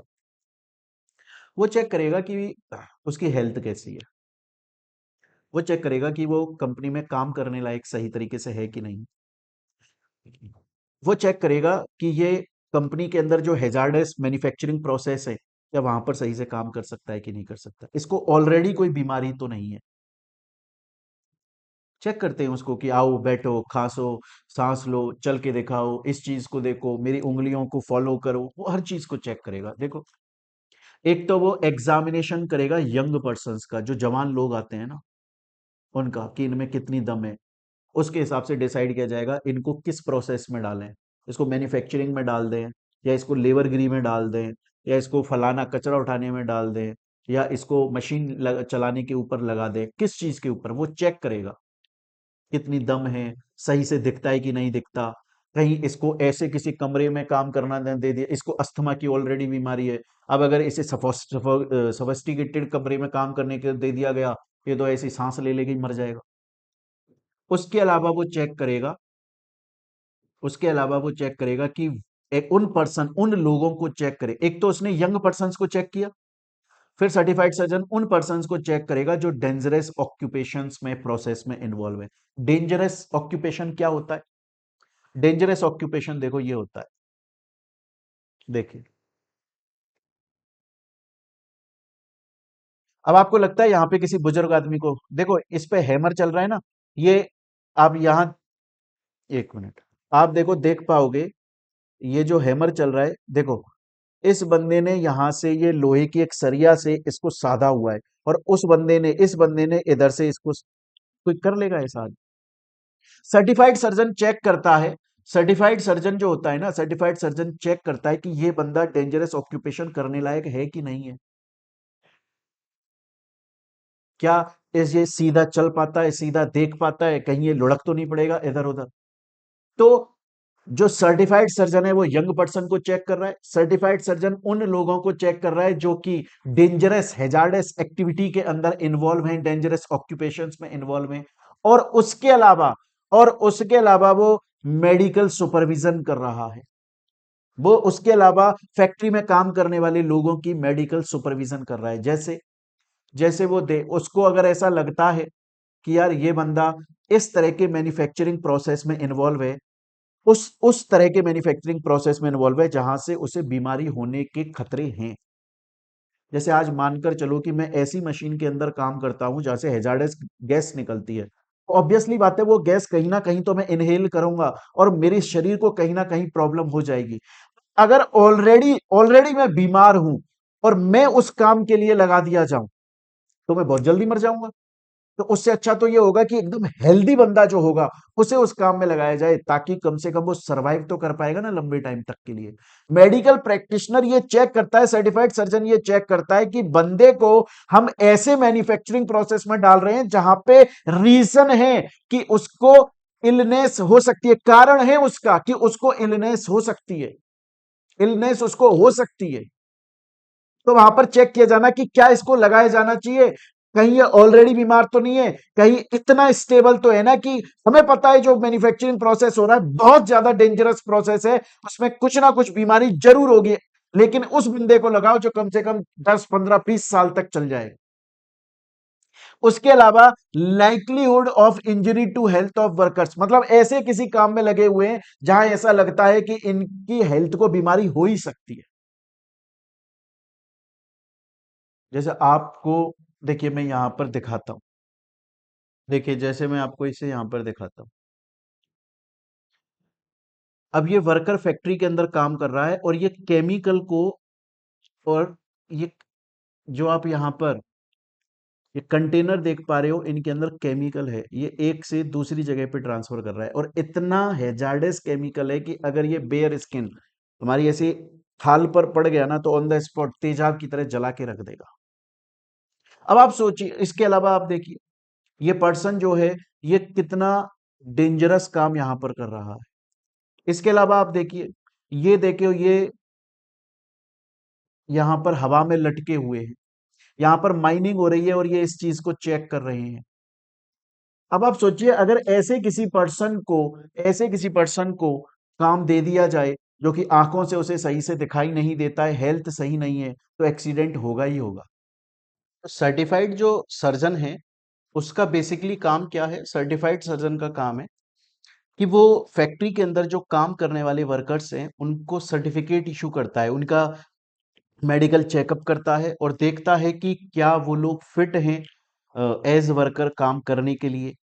उसमें वो यंग पर्सन्स का मेडिकल चेकअप करता है और फिर उनको सर्टिफिकेट देता है।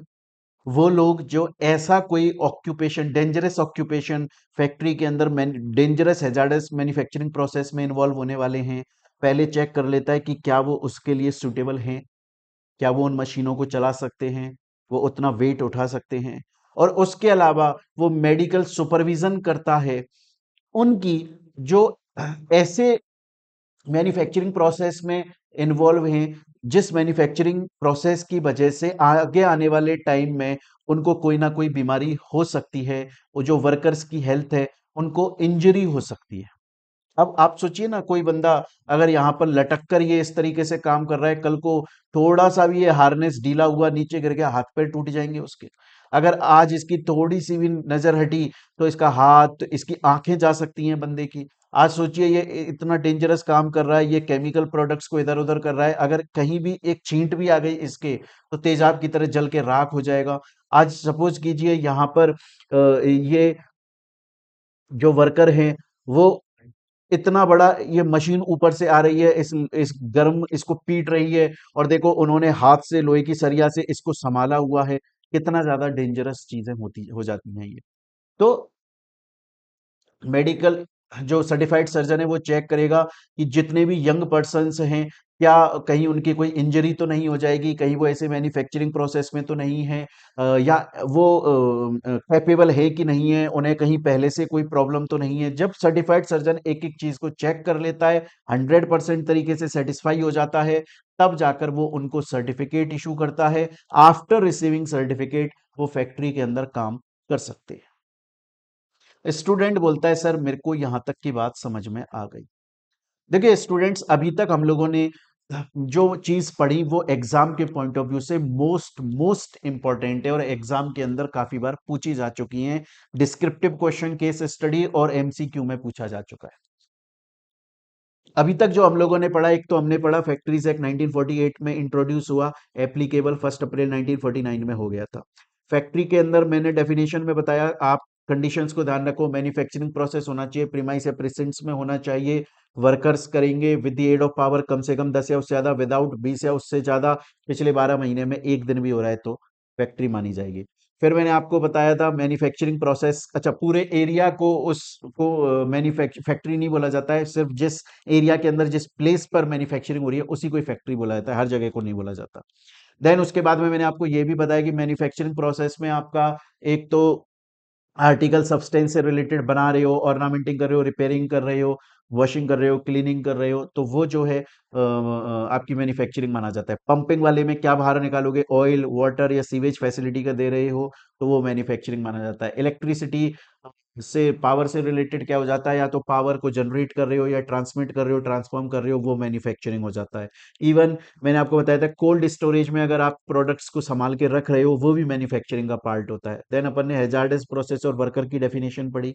आफ्टर दैट हम लोगों ने सेक्शन 7, सेक्शन 8, 9 और 10 यहां तक कंप्लीट कर लिया। हम लोगों ने पढ़ लिया कि ऑक्यूपायर जो है वो सेक्शन 7 के अंदर नोटिस देता है, जब वो अपनी फैक्ट्री ओपन करने वाला है नई नई, उसके कम से कम 15 दिन पहले चीफ इंस्पेक्टर को देता है। और अगर आपका ऑक्यूपायर चेंज हो रहा है तो उसके 7 दिन के अंदर अंदर वो इंस्पेक्टर को नोटिस देता है, उसकी एक कॉपी चीफ इंस्पेक्टर को जाती है। आफ्टर दैट हम लोगों ने सेक्शन 8 में पढ़ा कि इंस्पेक्टर को स्टेट गवर्नमेंट अपॉइंट करती है, और सेक्शन 9 में उसकी पावर पड़ी कि वो किसी भी प्रेमाइज के अंदर जा सकता है, एग्जामिनेशन कर सकता है, डॉक्यूमेंट्स चेक कर सकता है, अगर एक्सीडेंट हुआ है तो एक्सीडेंट का कॉज देख सकता है, गलती देख सकता है। देन उसके बाद में हम लोगों ने पढ़ा सेक्शन 10 के अंदर कि सर्टिफाइड सर्जन को स्टेट गवर्नमेंट अपॉइंट करती है और उसका काम होता है जो यंग पर्सन है उनको चेक करना, उनको सर्टिफिकेट देना, या वो लोग जो डेंजरस ऑक्यूपेशंस के अंदर काम कर रहे हैं उनकी मेडिकल हेल्थ को चेक करना, या फिर वो लोग जो कि अब इस तरह का कोई मैन्युफैक्चरिंग काम कर रहे हैं जिसमें लाइक्लीहुड है कि इनको कोई ना कोई बीमारी फ्यूचर में हो सकती है या उनको इंजरी हो सकती है, तो वो कितने कैपेबल हैं, उन सब चीजों को चेक करना, वो सही से चलते हैं, गिर पिट तो नहीं जाते। आप सोचो ना, आप किसी को डेंजरस प्रोसेस में डाल रहे हो कि यार तुम्हें ना इतनी बड़ी बड़ी मशीन जो है वो इसे लोहे को पीटेंगी, गर्म उसको लावे को पीटेंगी, और तुम्हें ना इसे लोहे के सरिये से उसको पकड़ के रखना है। अब आप किसी हल्के फुल्के आदमी को भेज रहे हो जिसमें दम ही नहीं है, या जिसको सही से दिखाई नहीं देता, या जिसको थोड़ी तेज आवाज आती है तो दर्द होने लग जाता है उसको, नाजुक से बंदे को भेज रहे हो एकदम, है ना, राजा बाबू को, तो फिर वो कैसे कर पाएगा? तो सर्टिफाइड सर्जन चेक करता है और बोलता है ये बंदा कैपेबल है, आप इसे भेज दो, ये एकदम सही है, मैंने इसको चला के देख लिया, इसको सांस लेवा के देख लिया, इसको 2-3 ऊपर बार चढ़ा के देख लिया, इसकी मेडिकल दम भी देख ली, हर तरीके से परफेक्ट लग रहा है, इसको बना सकते हैं, दूसरे बंदे को रोक सकते हैं। स्टूडेंट बोलता है सर मेरे को यहां तक की कहानी 100% तरीके से समझ में आ चुकी है। बच्चों अब हम चलेंगे बच्चों अब हम चलेंगे आगे, और अब आ जाते हैं हमारे वेलफेयर मेजर्स। अब आ जाते हैं हमारे हमने क्या पढ़ा था कि क्यों आया था फैक्ट्रीज एक्ट, एक तो हेल्थ के लिए, सेफ्टी के लिए और वेलफेयर मेजर्स के लिए। तो क्वेश्चन आता है सर ये वेलफेयर मेजर्स का मतलब क्या होता है? अब हम बहुत डिटेल में, अब यही चलने वाला है और बड़ी इजी इजी चीजें आने वाली हैं, बहुत ही कॉमन सेंस वाली चीजें आने वाली हैं कि वर्कर की जो हेल्थ है वो कैसे सही रहेगी, कि वो जिस वर्किंग एनवायरनमेंट में काम कर रहा है वो सही है कि नहीं है, अगर वो हैजार्डस प्रोसेस में काम कर रहा है तो उसकी सेफ्टी का ध्यान रखा है, उसको प्रॉपर इक्विपमेंट्स दिए गए हैं कि नहीं दिए गए, वर्कर्स का वेलफेयर का ध्यान, ऐसा तो नहीं है कि जो अडल्ट मतलब बंदा काम कर रहा है उसको 18-18 घंटे काम पे लगा रहे हो, वर्किंग आवर्स उसके सही होने चाहिए ताकि बंदा रेस्ट कर सके। अगर आज मान के चलो किसी को 18-19 घंटे काम पे लगा दिया, अब एक बार तो उसने काम कर लिया, अब आंखों में उसकी नींद रहेगी। अब जब उसकी नींद रहेगी ना, तो फिर जब अगले दिन वो काम करने के लिए आएगा तो ऐसे नींद में रहेगा एकदम। तो उससे क्या होगा, अगर थोड़ी सी भी उसकी नजर हटी तो हाथ मशीन में चला जाएगा। इसके लिए ना एक मूवी आई थी, मैं आपको बताता हूँ, अवतार। हॉलीवुड मूवी अवतार की बात नहीं कर रहा हूं मैं, बॉलीवुड मूवी है, बहुत पुरानी मूवी है, राजेश खन्ना की। उसमें क्या होता है, राजेश खन्ना के पास में ना एक खटारा कार आती है एकदम टूटी फूटी सी, और वो मैकेनिक होता है। वो बोलता है मैं इसको ना एकदम चमचमाती कार बना दूंगा, बड़ी शानदार वाली। उसके लिए वो दिन रात काम करता है, और दिन रात काम करने की वजह से उसकी नींद पूरी नहीं हो पाती। तो एक दिन वो ऐसे काम कर रहा होता है, और उसकी ऐसे आंख लग जाती है। तो होता क्या है कि उसका हाथ जो है ना वो मशीन में चला जाता है, और एक हाथ कट जाता है उसका, एक हाथ उसका कट जाता है। तो प्रॉपर उसको वर्किंग आवर्स सही है कि नहीं, जो भी यंग पर्सन काम कर रहे हैं, क्या उनको एम्प्लॉय किया गया है? ऐसा तो नहीं है कि छोटे बच्चों को एम्प्लॉय किया जा रहा है। ऐसा तो नहीं है छोटे छोटे बच्चों को हैजार्डस प्रोसेस में डाला जा रहा है, वो गलत है, इलीगल हो जाएगा। 14 साल से कम बच्चे को नहीं अपॉइंट करना चाहिए फैक्ट्री के अंदर। उनको प्रॉपर वेजेस मिल रही हैं कि नहीं मिल रही, ये सब कुछ वेलफेयर के अंदर काउंट किया जाता है। ये सब कुछ वेलफेयर मेजर्स के अंदर काउंट किया जाता है। अब बात आती है कि सर हेल्थ, हमने तीन चीजें पढ़ी थी, एक तो पढ़ी थी वेलफेयर मेजर्स, एक हमने पढ़ा था हेल्थ, और एक हमने पढ़ा था सेफ्टी। ये फैक्ट्रीज एक्ट लाया गया वर्कर्स के वेलफेयर मेजर्स को ध्यान में रखने के लिए। वेलफेयर मेजर्स क्या होते हैं वो हमने पढ़ लिया, कि उनकी हेल्थ सही है, उनको प्रॉपर सेफ्टी ध्यान रखा जा रहा है, उनको सही वर्किंग आवर्स दिए जा रहे हैं, उनको सही पैसा मिल रहा है, और कम उम्र के बच्चों को वहां पे नहीं लगाया जा रहा है। क्वेश्चन आता है सर हेल्थ का मतलब क्या है? अब बच्चों ये हमें डिटेल में यहाँ पर पढ़ना है। हेल्थ का मतलब है कि क्लीनलीनेस होनी चाहिए फैक्ट्री के अंदर।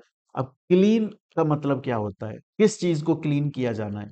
दीवारों को, वॉशरूम को, फ्लोर को क्लीन किया जाना है, तो कैसे क्लीन करेंगे? सिर्फ ऐसे कपड़े से क्लीन करना है, गीले कपड़े से क्लीन करना है, डिसइंफेक्टेंट से क्लीन, ये सब चीजें पढ़ने वाले हैं अब हम लोग। अब हम लोग ये भी पढ़ने वाले हैं कि दीवारों को कितने टाइम के अंदर पेंट करवा देना चाहिए। अभी तक हम लोगों ने जो पढ़ा वो बहुत ज्यादा लॉजिकल चीजें पढ़ा, एग्जाम में उसके अंदर क्वेश्चंस आ चुके हैं। अब जब हम पढ़ने वाले हैं वो बहुत कॉमन सेंस वाली चीजें हैं, उनको पढ़ेंगे बहुत डिटेल में, एकदम डीप डाउन जाके अच्छे से पढ़ेंगे। एग्जाम में उनसे भी कभी कभी क्वेश्चन आ जाता है। क्लियर ये चीज यहाँ तक? मैं चाहूंगा एक बार आप ना यहाँ पर क्लास को पॉज कर लें प्यारे बच्चों, और यहाँ पर क्लास को पॉज करके अभी तक हम लोगों ने जितना पढ़ा उसे रिवाइज कर लें, और फिर इस क्लास को आप आगे कंटिन्यू करें, तो आपको और मजा आएगा। क्योंकि मैंने बोला ना, थ्योरी समझ में आ जाती है पर रिटेन करना जरूरी है। एक बार आप लोग यहाँ तक इसको रिवाइज कर लेंगे तो ज्यादा बेहतर होगा प्यारे बच्चों। क्लियर है? तो अब हम चलते हैं हमारे नेक्स्ट टॉपिक हेल्थ के ऊपर, और इसको अब डिटेल में देखेंगे। इसमें सबसे फर्स्ट आता है हमारा क्लीनलीनेस, जो कि सेक्शन 11 के अंदर आता है।